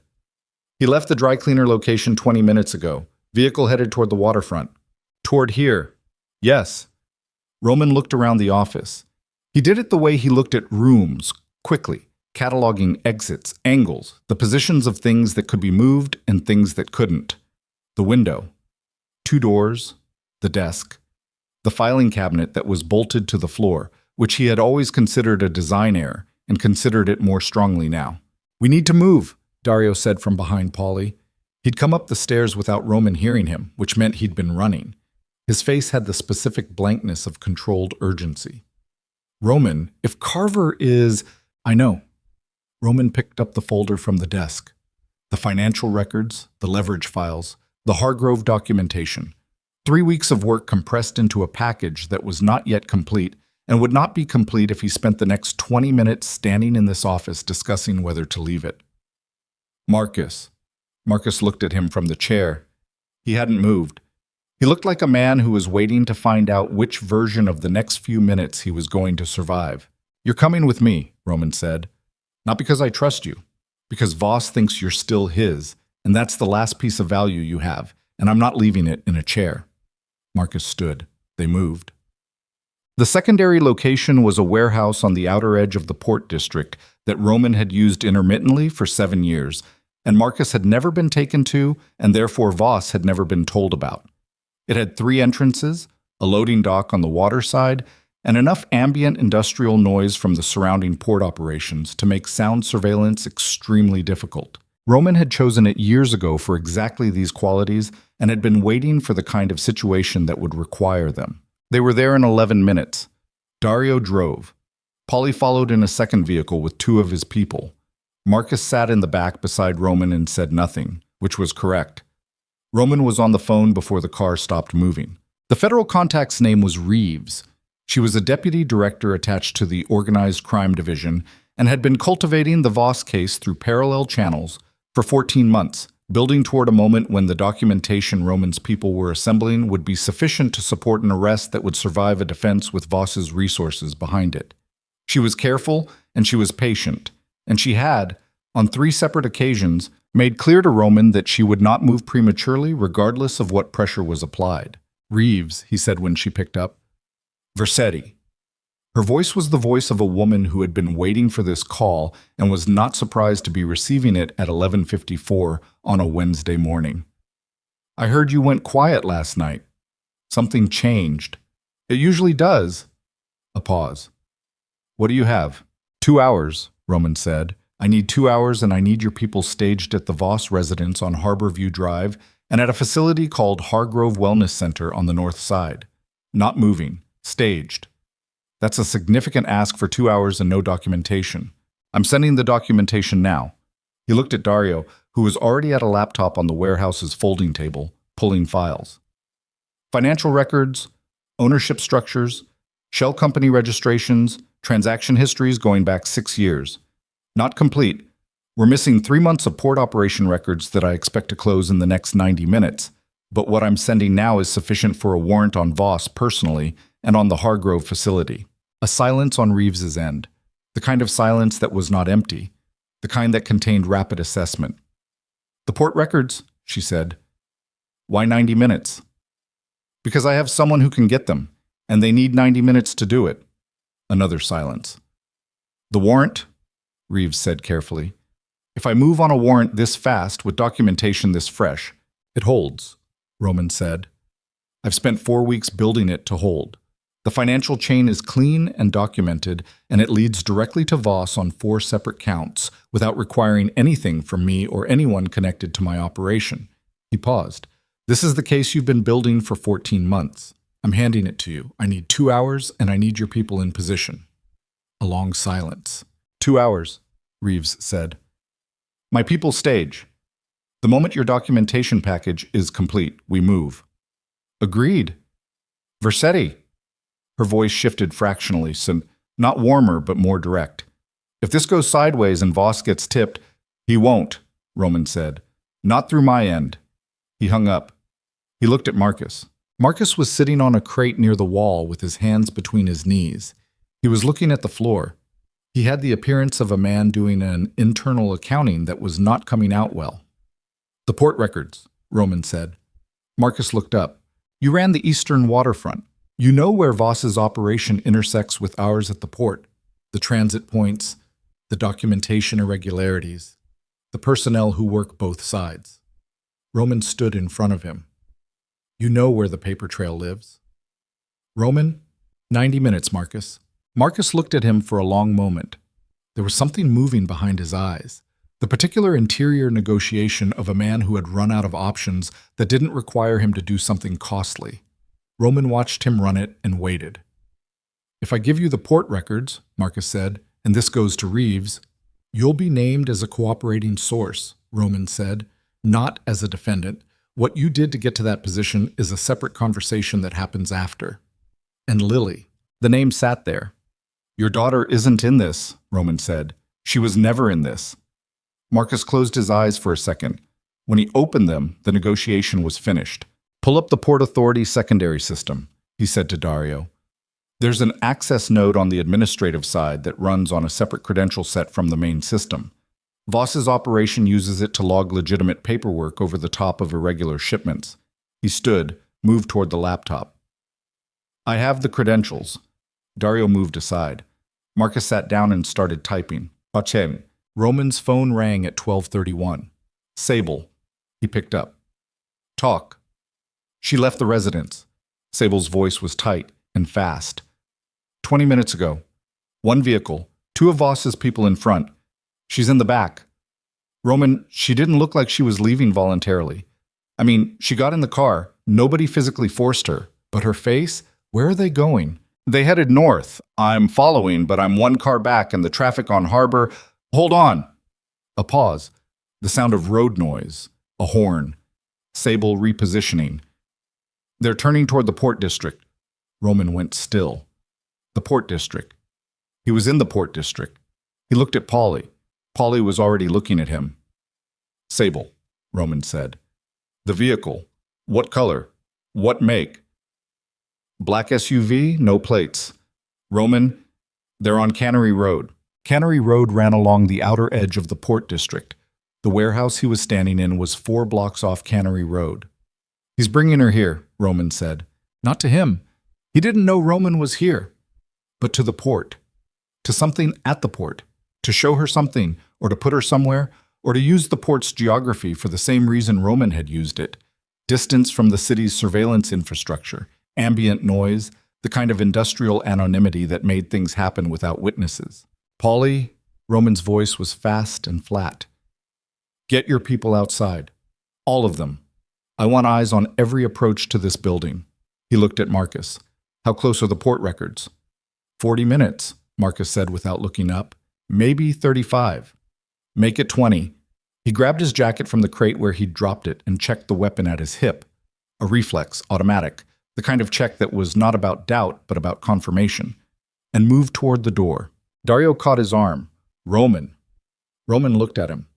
She's in that car, Dario said. If you go out there and Voss's people see you, I'm not going out there. Roman removed Dario's hand from his arm, not roughly. I'm going to a position where I can see what's happening. He paused. Keep Marcus on those records. The moment they're complete, send the package to Reeves. Don't wait for me. What if... Don't wait for me, Roman said again. The package goes to Reeves the moment it's ready. That's the only thing that matters right now. He went out through the loading dock door, into the cold, wet air of the port. The port district in the middle of the day was loud and indifferent in the way large industrial spaces were loud and indifferent. The sounds of machinery and water and heavy equipment moving in patterns that had nothing to do with any individual human situation.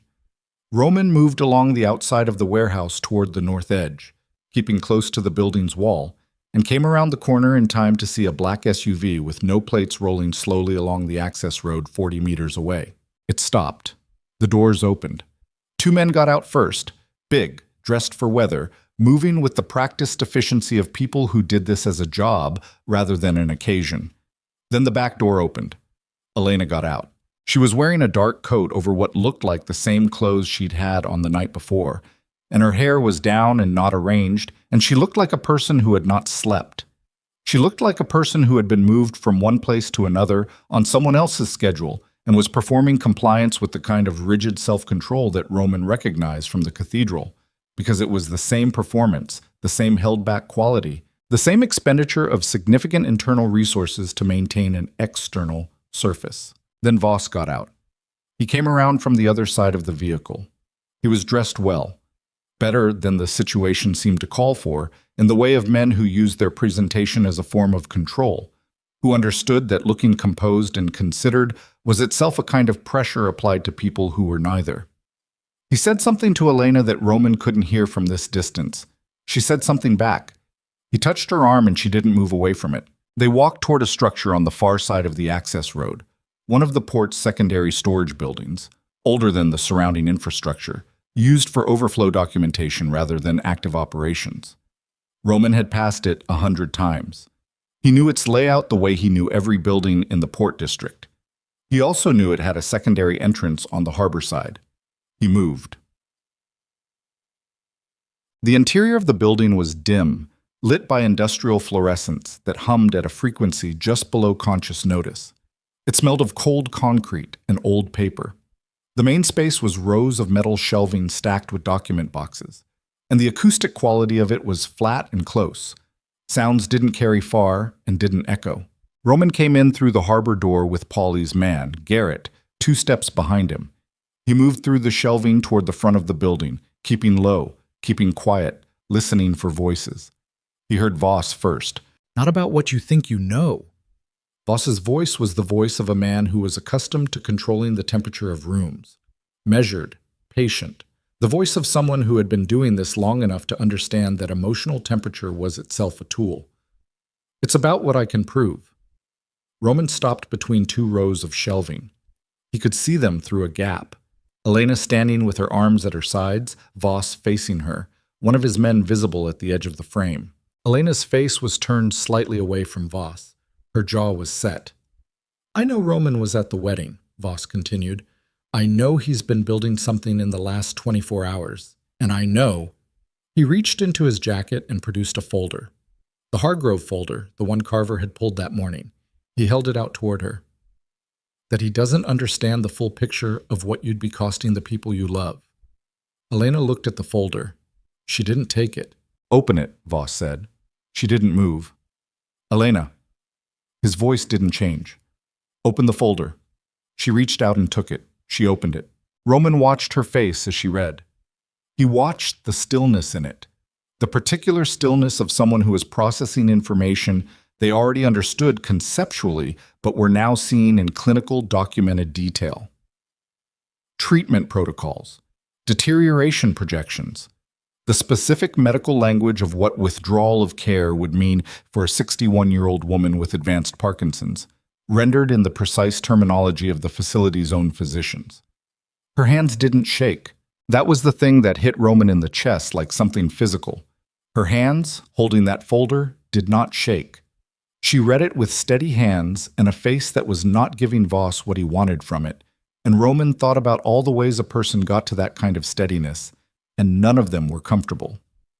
"I know," she said. "You know," Voss repeated. "I've known for 22 months. She closed the folder. She held it back out to him. "That's why I'm here." Voss took the folder. He looked at her with the expression of a man who had expected a different response to this and was recalibrating. "What I don't know," Elena said, and her voice was level and quiet and completely without performance, "is why you think showing me this again changes anything. I've been here. I've done what you needed. I married you." She looked at him directly. "What do you want?" "I want you to make a call," Voss said. A beat of silence. "To Roman," he said. "I want you to call him, right now, in front of me. And I want you to tell him that if he continues what he's building, the next conversation he has with anyone from the Hargrove facility will be about your mother's discharge." Roman's hand, which had been resting against the metal shelving beside him, tightened. Elena looked at Voss. "And if I make that call," she said, "what happens then?" Then we find a way to proceed that doesn't require anyone to be harmed by the choices of people who should know better. That's not an answer. It's the answer you have. Elena looked at him for a long moment. Then she looked at the folder in his hand. "Give me a phone," she said. Voss reached into his pocket and produced one. Roman straightened up from the shelving. He looked at Garrett beside him. Garrett looked back. The communication between them was the kind that didn't require language. Two men who had worked together long enough to know what a situation required without discussing it. Roman stepped out from between the shelving rows. "She doesn't need a phone," he said. The effect was immediate and physical. Voss turned, his body going rigid, the controlled temperature of his voice dropping away in an instant to reveal whatever was underneath it. His man reached for his weapon. Garrett had his own weapon up before the man's hand completed the motion. "Don't," Garrett said. The man stopped. Voss looked at Roman. Roman walked toward him at a pace that was neither hurried nor slow. He moved through the space between the shelving rows and came to a stop 8 feet from where Voss was standing. He could see Elena from here. She had turned toward him, and her face had done the thing it had done in the cathedral. The terror, the other thing underneath the terror.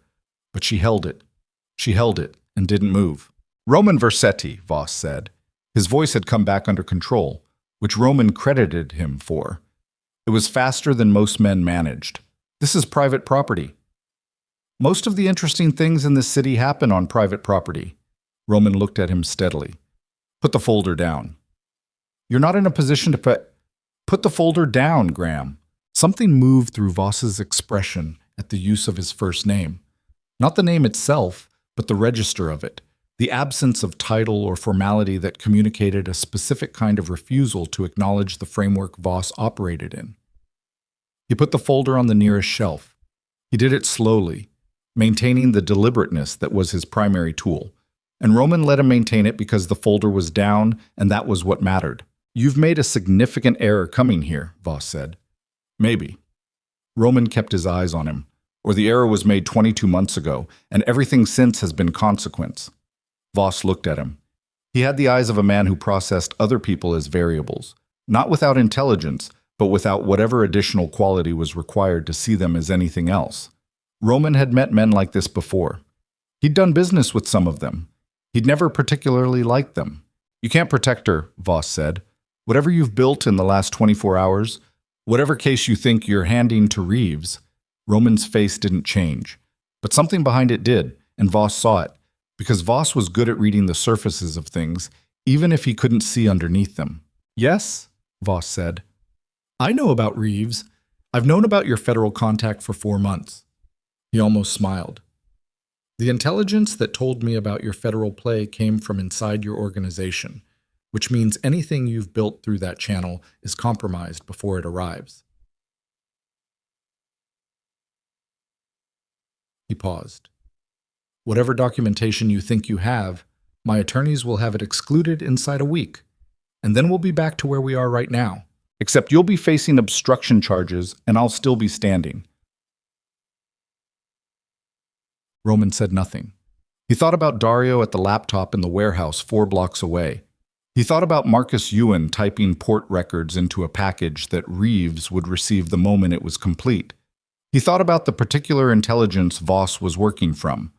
4 months old, built through Marcus's compromised channel, accurate about the federal contact, but not about what the federal contact had actually been given. He thought about the documentation that Reeves was not waiting to receive through Roman's federal channel, but through a direct file transfer that Marcus was building right now from the Port Authority's own secondary system. The system that recorded Voss's port operation on top of legitimate paperwork. The system that contained the records that Voss's own operation had created, and which therefore couldn't be attributed to anything Roman's people had constructed. He thought about a case built not on intelligence gathered through Roman Versetti's network, but on records that existed independently in a government-adjacent system, accessible through a credential set that Marcus had held legitimately as the operator of the Eastern Waterfront Transit Connection. Voss's attorneys could argue about intelligence sources. They could not argue about records that Voss's own operation had generated and that were held in a system administered by the Port Authority. Roman looked at Graham Voss. "The documentation I gave Reeves didn't come through my federal channel," he said. A pause. "It came from yours." Voss's face moved. For the first time in this conversation, the control slipped. Not fully, not irreparably, but enough. A fractional change in the set of his jaw, a shift in the quality of attention in his eyes. What? The Port Authority's secondary system, Roman said. The administrative access node. The credential set that your operation has been using to log clean paperwork over irregular shipments for the last 3 years. He paused. The records your own people created in a system your own operation accessed through credentials that trace back to personnel with documented connections to your shell companies. He held Voss's gaze. That's what Reeves has. The silence lasted 4 seconds. Then Voss moved. Not at Roman, he moved toward Elena. It was the instinct of a man whose primary play had just been cut off, reaching for the secondary play that remained, the leverage that was physical and immediate and standing 6 feet from him. Roman was already moving. He covered the distance between them before Voss's hand reached Elena's arm, and he put himself between them with a force that was controlled but unambiguous, and Voss's forward motion stopped against the fact of Roman's presence the way motion stopped against a wall. They stood a foot apart. Voss's face was no longer controlled. Roman looked at him and felt the cold, purposeful thing that had been building in him for 3 years and 2 months and 11 days and 22 more months on top of that, and he breathed through it, and he kept his hands where they were. "Step back," Roman said. "You don't—" "Step back, Graham." His voice was quiet. Completely quiet. The kind of quiet that had nothing underneath it but certainty. "It's done. The records are with Reeves. Your attorneys can file whatever they want to file, and they will spend the next 3 years discovering that you cannot exclude documents that you generated yourself in a system you don't own." He paused. "Step back." Voss's man moved. Garrett's weapon came up. Voss looked at his man, and then at Roman, and then, in the particular calculation of a man running options against a clock that had run out, he stepped back. Roman turned to Elena. She was still. She was standing with her arms at her sides, and her face was the face he had been carrying in his memory for 3 years. Not the composed performance of the cathedral or the held control of the moment before, but the actual face underneath all of it, and it was exhausted, and it was frightened, and it was something else that he had no current capacity to look at directly. "Are you hurt?" he said. She shook her head. "Your mother," he said. "There's a doctor inside Hargrove right now, independent of the facility. She'll be fine." Something moved across Elena's face. Quick, deep, involuntary. "How?" she said. "We built it this morning." He paused. "I got your message." She looked at him. Both messages. The 3 words in the cathedral, the single word the night before. He watched her understand that both of them had landed, had been received, had changed the geometry of everything he'd done in the hours since. Behind them, Voss's breathing was audible.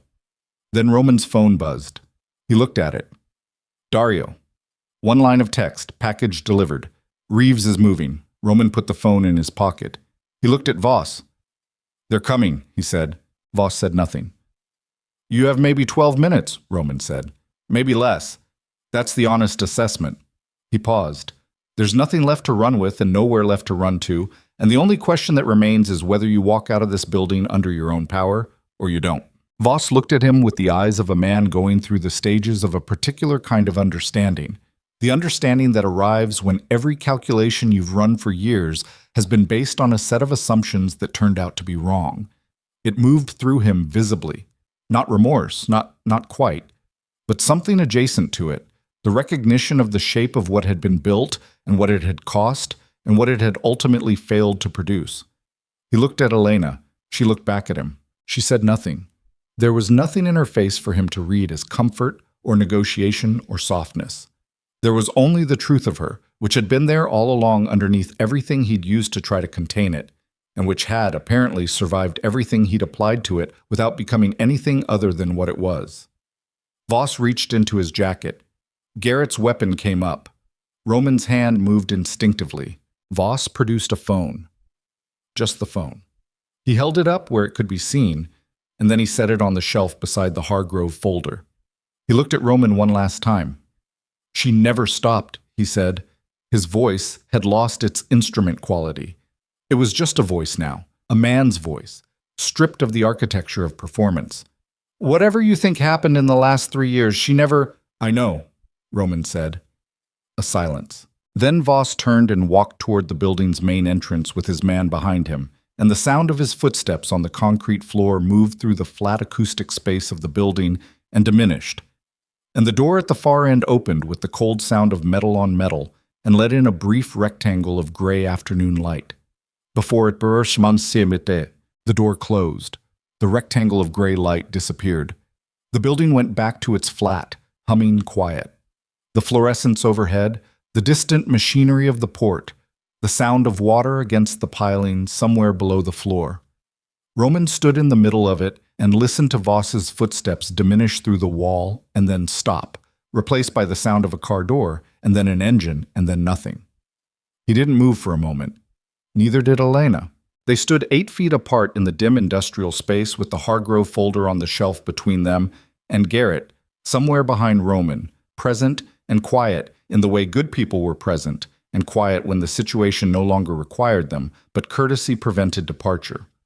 Roman turned his head slightly, and Garrett read it correctly and moved toward the harbor door without a word, pulling it shut behind him with the soft precision of a man who understood the weight of the moment he was leaving other people inside. The door closed. Roman and Elena were alone. She was looking at him. He was looking at her. The 8 feet between them had a quality he couldn't name. Not distance exactly, more like the specific gravity of everything that had accumulated in the space between two people over time. 3 years and 22 months, and a letter on a kitchen table, and a ring under a white glove, and 3 words sent from the back of a cathedral, and 1 word sent from inside a house where she had been surviving the unsurvivable. He didn't know who should speak first. As it turned out, neither of them spoke. Elena crossed the 8 feet, and she put her forehead against his shoulder, and she stood there. That was all. She didn't make a sound. Her hands were at her sides, and her weight was not leaning into him, but was present against him. The specific physical fact of her, and Roman stood very still with his arms at his sides for a moment. And then he put one hand on the back of her head and held it there, and neither of them said anything. Outside, somewhere in the city, federal vehicles were moving toward Harborview Drive. Reeves was executing the warrant. Graham Voss, who had perhaps 40 seconds on whatever head start he imagined he had, was either driving toward an exit from this situation or driving toward the understanding that there wasn't one. The Port Authority documentation was in federal hands. Marcus Ewan was in a warehouse 4 blocks away, typing the last of the records that would close the remaining gaps in the case. The Hargrove facility had an independent physician on the premises who was currently reviewing Camila Vasquez's treatment file and had the authority and the credentials and the institutional backing to ensure that her care continued regardless of what her previous benefactor's day looked like. All of that was happening outside. In here, Roman stood with his hand on the back of Elena's head and breathed. They sat in the car for a long time before he drove anywhere. Garrett was outside, giving them the perimeter. Paulie was on the phone with Dario. The operational world was moving without Roman for the first time in 24 hours, and it was moving correctly, and he let it move. Elena sat in the passenger seat with her hands in her lap and looked at the harbor through the windshield. The water was the color it got in the late afternoon of an overcast winter day, dark and flat, the color of old pewter, the color of a sky that had been raining all day and was considering stopping. "Tell me what happened," Roman said. "Not the whole thing." He didn't mean the whole thing, and she knew he didn't. He meant the beginning. The specific mechanism of how she had gone from the kitchen table in February to wherever she'd landed first. How it had started, the thing he'd spent 3 years trying to reconstruct from the outside and had never fully reached. She was quiet for a moment. "I found the discrepancy in the accounts in November," she said. Her voice had a quality of flatness to it. Not emotional flatness, but the flatness of someone who had told a version of this story to themselves many times and had worn the edges smooth. The due diligence contract. I wasn't supposed to be looking at the subsidiary structure. It wasn't part of my brief. But there was an irregularity in the cash flow pattern that I couldn't make sense of through the documents I'd been given, so I requested access to the subsidiary accounts, and they gave it to me because nobody thought I'd know what I was looking at. "But you knew." "I knew." She looked at her hands. It took me 3 days to trace it back far enough to understand what I was seeing, and then I spent 2 more days hoping I was wrong. She paused. I wasn't wrong. Roman waited. I took copies, she said. I didn't know what I was going to do with them. I just knew I wasn't going to leave that office without them. She paused again. And then 2 days later, one of Voss's people came to the firm, not to see me specifically, a meeting with the partners about extending the contract. But he walked past my office, and he looked at me, and I knew he'd been told to look for me. She touched the hem of her coat, a small reflexive movement, something to do with her hands. I went home that night and I tried to think through it. What I had, what it meant, what Voss could do if he knew I had it. She looked up through the windshield at the harbor. And I thought about you. Roman looked at the same piece of water she was looking at. If he found out you were married to me, she said. If he understood what that meant, what you could do with what I'd found, the resources you have, the connections. She stopped. I wasn't afraid of him coming after me. I was afraid of what he'd do to you, to both of you together. You'd have gone at him directly, and he'd have had enough warning to prepare, and... She shook her head. I made a decision. The letter. The letter! She said it the way you said something you'd been carrying for a long time. I wrote it in an hour. I left before you were back. I had a contact from a previous job who helped me build the new identity. It wasn't clean, it wasn't comfortable, but it held. She paused. I thought I had the evidence. I thought I'd find a way to use it eventually, get it to the right person, make it impossible for him to come after anyone. I thought if I was patient enough, he found you anyway. 14 months later, her voice was even. I still don't know how. She looked at him then. For the first time since they'd gotten in the car, she looked directly at him, and the evenness in her voice didn't match what was in her face, which was the unmediated truth of someone who had stopped performing for an audience. I know now. You know now. But then, I had no idea there was anyone inside your organization who knew I existed. I had been so careful.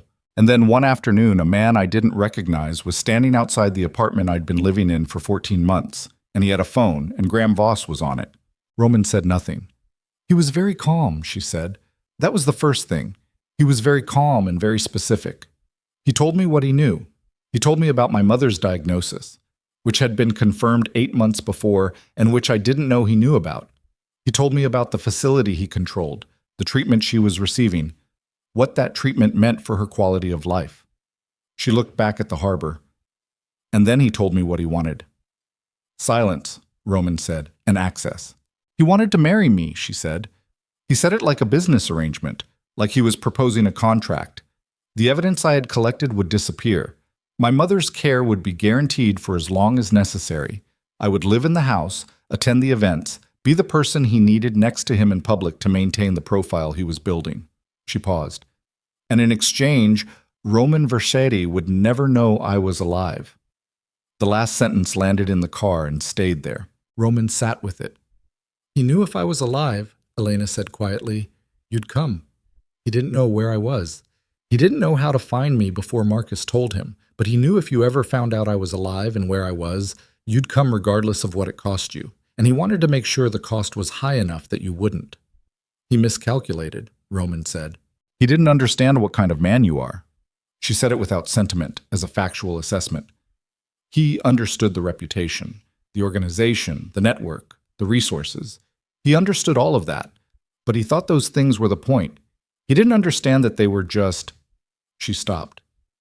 Tools.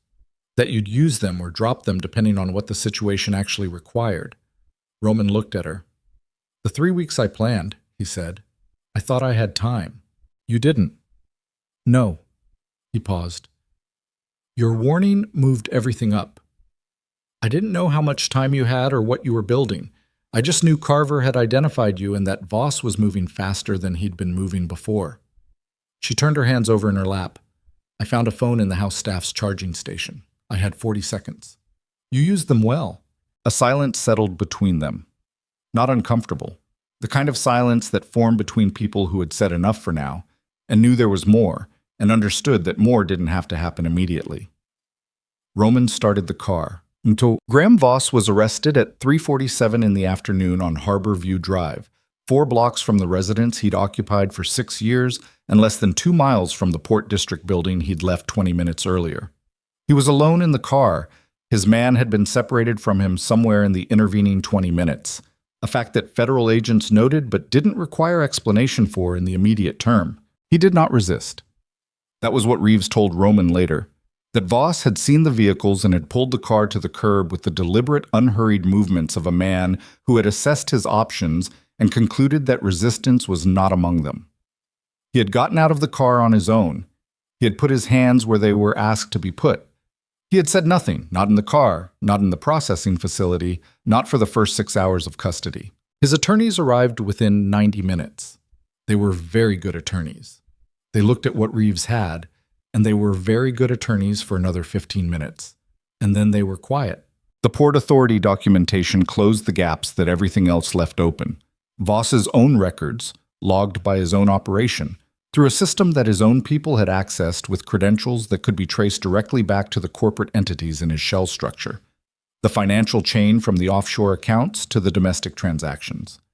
The witness statements from 3 port workers who had been waiting, some of them for over a year, for someone to ask them the right questions with enough protection behind the asking to make answering survivable. It was, Reeves said, the cleanest package she'd received in 14 years in this work. Roman thanked her and hung up.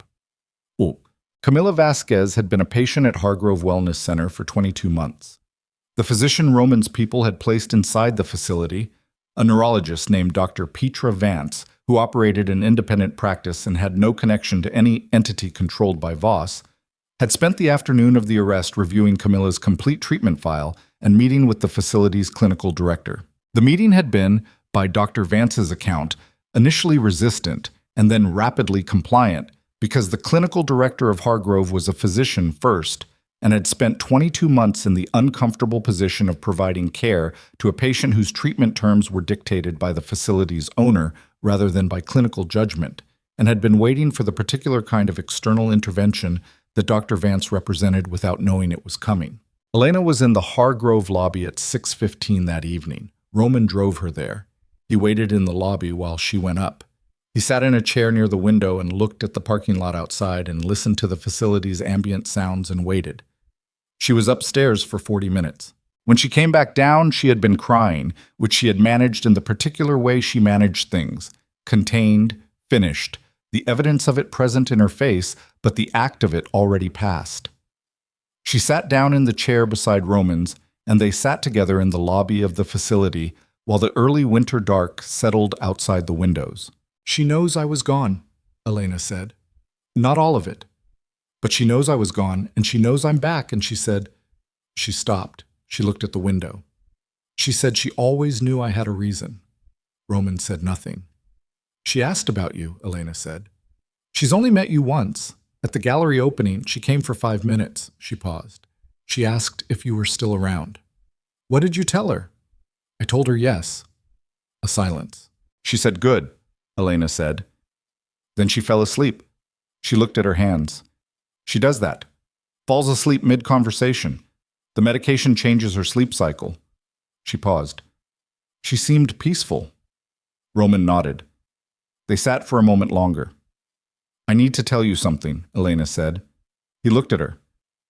"When Voss confronted me this morning, in the port building," she kept her eyes on the window. "Before you came through that door, he told me about Marcus." Roman went still. "He didn't name him," Elena said. "He said he had someone inside your organization. He said he'd been getting regular reports for 2 years and that whatever you were building, he'd known about it before you'd finished building it." She paused. "He said it to make me believe there was no point, that regardless of what you tried, he'd see it coming." She looked at Roman. "I didn't believe him." "Why not?" She looked at him for a moment. "Because I know how you work. I know you don't run a single play. I know that whatever he thought he knew, you'd already accounted for the possibility that he knew it." She paused. "I was right, wasn't I?" "You were right," Roman said. She nodded slowly. "Marcus," she said. "Yes." "How long?" 2 years and 3 months. She absorbed this. The way she absorbed difficult information was the same as it had always been said, visibly, without flinching, taking it into herself and sitting with it rather than deflecting it outward. It was one of the things that had distinguished her from the first conversation they'd had, in a gallery in front of a painting that was hanging upside down. "He has a daughter," she said. "Lily," Roman said. "8th grade. What happens to him?" Roman looked at the window. Outside, the parking lot lights had come on against the dark. He cooperated, fully. The court records that closed the federal case came through him, through his knowledge of the system, his credentials. He paused.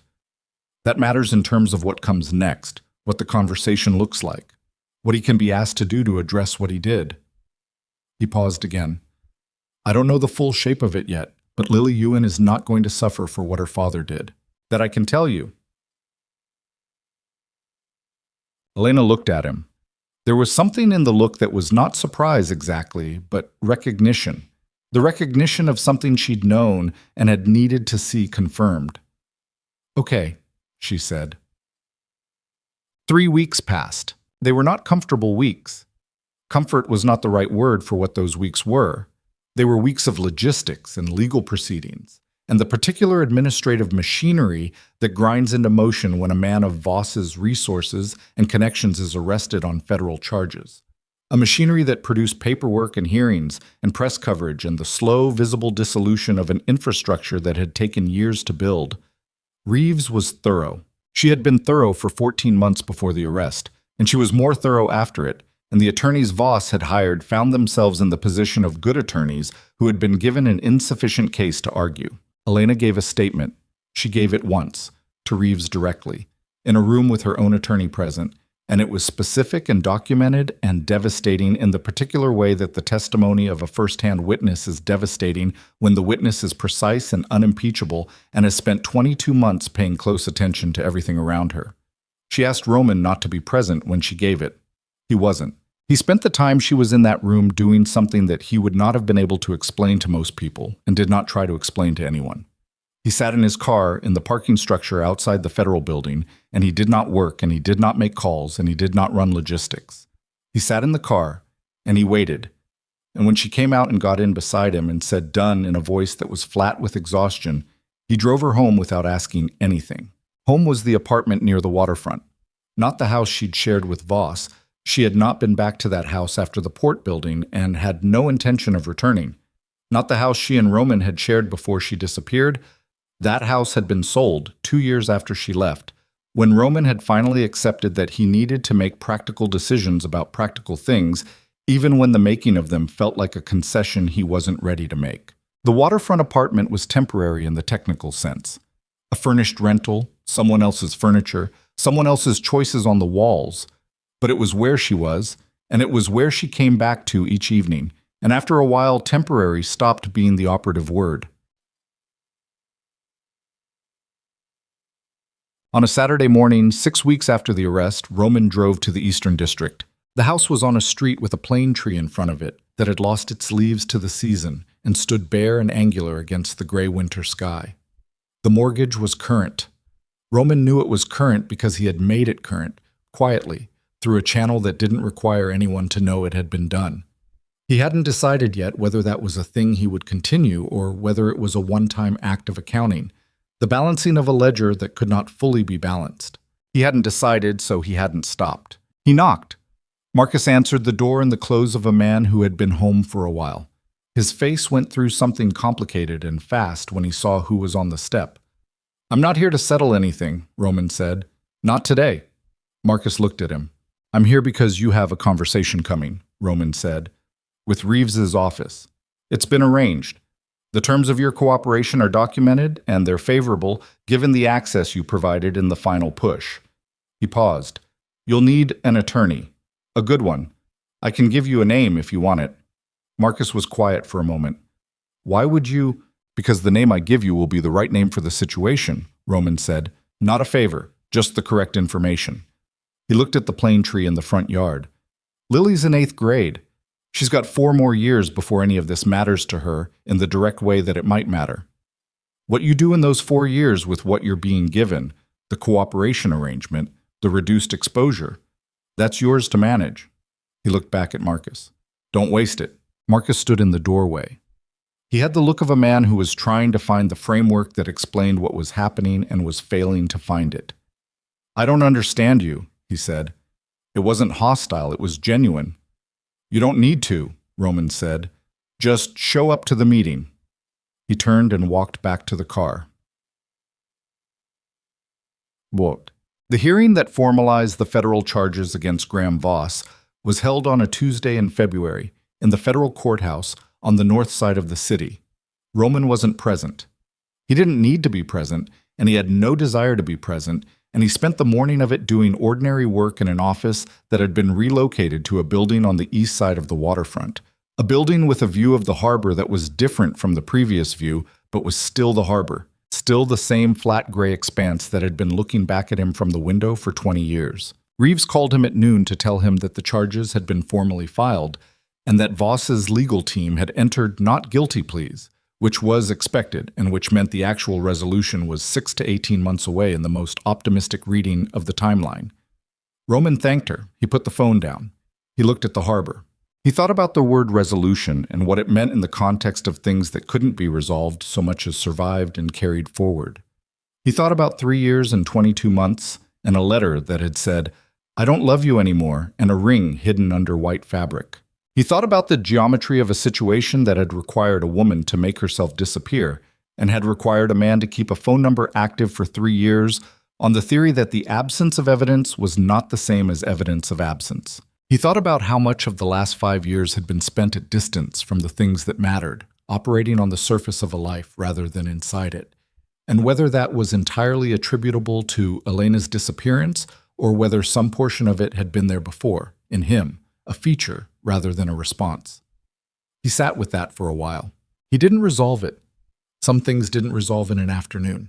Some things required the slow accumulation of ordinary days, the repetition of small choices made correctly until the correct choice became the natural one rather than the deliberate one. He understood this. He had built everything he'd built through the same principle. He picked up the phone and called Elena. She answered on the second ring. "Charges are filed," he said. "I know. Reeves called me too." A pause. "How are you?" The question landed with its full weight, the way it had been landing with its full weight every time she asked it in the last 6 weeks, which was daily, sometimes twice, with the specific intentionality of a person who had decided that this was a thing worth asking and asking correctly. "Working on it?" he said. "That's an improvement from last week. Last week I said I was fine," which was not a real answer. "No," he agreed. "It wasn't." A silence, the comfortable kind. "Come home for dinner," she said. "I'm cooking. I found something in the back of the cupboard that might be pasta." "Might be." "I'm cautiously optimistic." He looked at the harbor. He thought about the word home and where it had lived for the last 5 years. Not in any physical location, not in the house that had been sold, or the succession of offices and secondary locations and operational positions. In a different kind of place entirely. In the specific gravity of 8 feet of distance in a dim building on the waterfront and the decision to cross it. "I'll be there at 7, he said. "What?" Spring came late to Blackwater City that year. It came in the way spring came to harbor cities, not as a single arrival, but as a gradual accumulation, the water going from pewter to something warmer, the plane trees on the eastern district streets putting out their first pale leaves, the mornings losing the specific weight of winter cold and becoming merely cool. The city went about its business, which was what cities did. Things changed and things continued, and the balance between those two facts shifted constantly in the way that it always had. The vow renewal was Elena's idea. She brought it up on a Sunday morning in April, which was the morning she'd designated, without announcing she'd designated it, as the morning she would bring up the things she'd been thinking about during the week.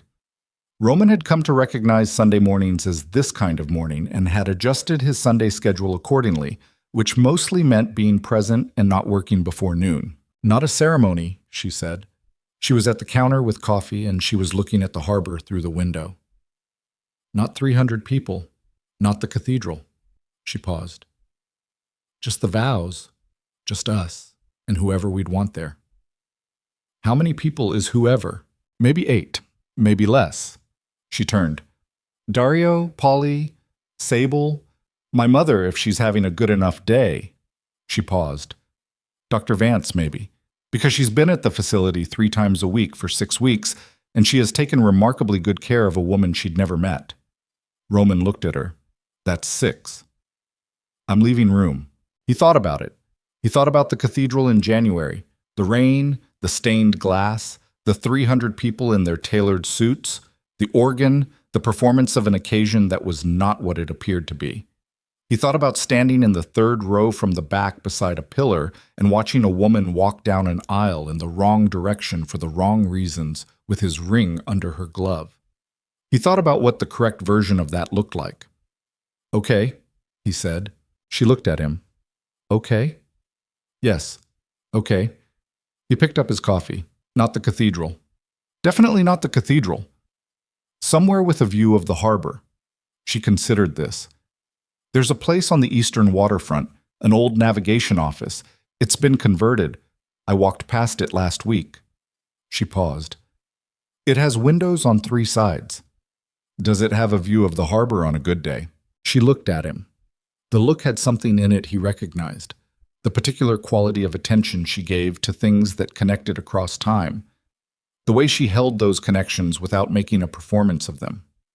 It has a view of the harbor on any day, she said. Roman nodded. He looked at the water. It was the color it got in early spring, not the pewter of winter, not the deep blue of summer, but something in between, something transitional, the color of a thing that was becoming rather than a thing that had already become. He had spent a long time in rooms looking at this harbor. He had spent a long time running operations and managing leverage and building infrastructure and doing all the things that a man in his position did, and he had done them well, and they were real, and they would continue, but they were not the point. He had known this for a long time. He had known it since a gallery opening on an ordinary Tuesday in November, a decade ago, when a woman standing next to him had told him a painting was hanging upside down and had looked at him in a way that revised every assessment he'd just made. He had known it through 8 months of the best version of his life and 3 years and 22 months of the cost of not protecting it correctly, and he had known it sitting in the 3rd row from the back of a cathedral in January with his thumb against a phone and a choice about what the plan actually was. The plan was this. What was in this kitchen on this Sunday morning in April, with the harbor going from winter to spring outside the window and coffee going from hot to warm on the counter, and a woman who had survived things that should have broken her standing in the morning light looking at the same water he was looking at. This was what all of it had been for. He put his coffee down on the counter. He moved to the window and stood beside her. They looked at the harbor together. The water caught the morning light and held it, the way water held things, temporarily, incompletely, but genuinely, for as long as the light was there. Neither of them said anything. There was nothing left that needed to be said.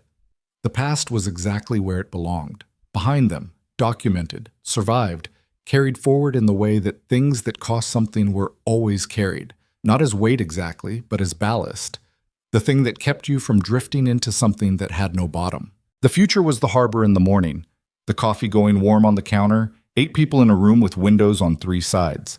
Vows spoken for the 2nd time, which meant they were spoken with the full knowledge of what vows required, what they cost, what it meant to say them and mean them when you understood that meaning them was not the same as finding them easy. Elena turned her left hand over on the windowsill. The ring was there, not hidden, not under gloves or performance or the necessary concealment of a situation that had required concealment. Just there, on her finger, in the spring morning light, exactly where it had been for all of it, through 3 years and 22 months, and a cathedral and a port building and 6 weeks of Tuesdays in a federal building and Sunday mornings with coffee and the harbor going from winter to something else. Roman looked at it for a moment. Then he looked at the harbor. Then he looked at her. She was already looking at him. 7 people, she said. He raised an eyebrow. The navigation office. 7 people. She looked back at the window. I thought of one more. Who? She was quiet for a moment. Marcus's daughter, she said. Lily. She paused. She's in 8th grade. She probably has no interest in attending a stranger's vow renewal on a Saturday morning. She looked at the harbor, but I think it would be a good thing for her to see. What the other side of something looks like. She paused. What it looks like when it actually finishes. Roman looked at her for a long moment. "I'll ask," he said. Elena nodded once. Outside, the harbor moved in the easy, indifferent way it always moved, carrying the light and the cold and the long memory of the city on its surface, holding none of it, letting all of it pass through. The morning continued. The story ended here. Not because everything was fixed. Things were not fixed, would not be fixed. Some of them would never be fixed, and both of them understood this with the particular clarity of people who had paid the price of the kind of education that produced clarity. But because the ending of a story and the fixing of things were not the same event, and had never been, and the insistence that they were the same event was the lie that ruined most stories and most people along with them. The ending was this: two people in a kitchen in April, looking at the harbor, standing close enough that the distance between them had ceased to be a measurement. That was enough. That was, in fact, everything.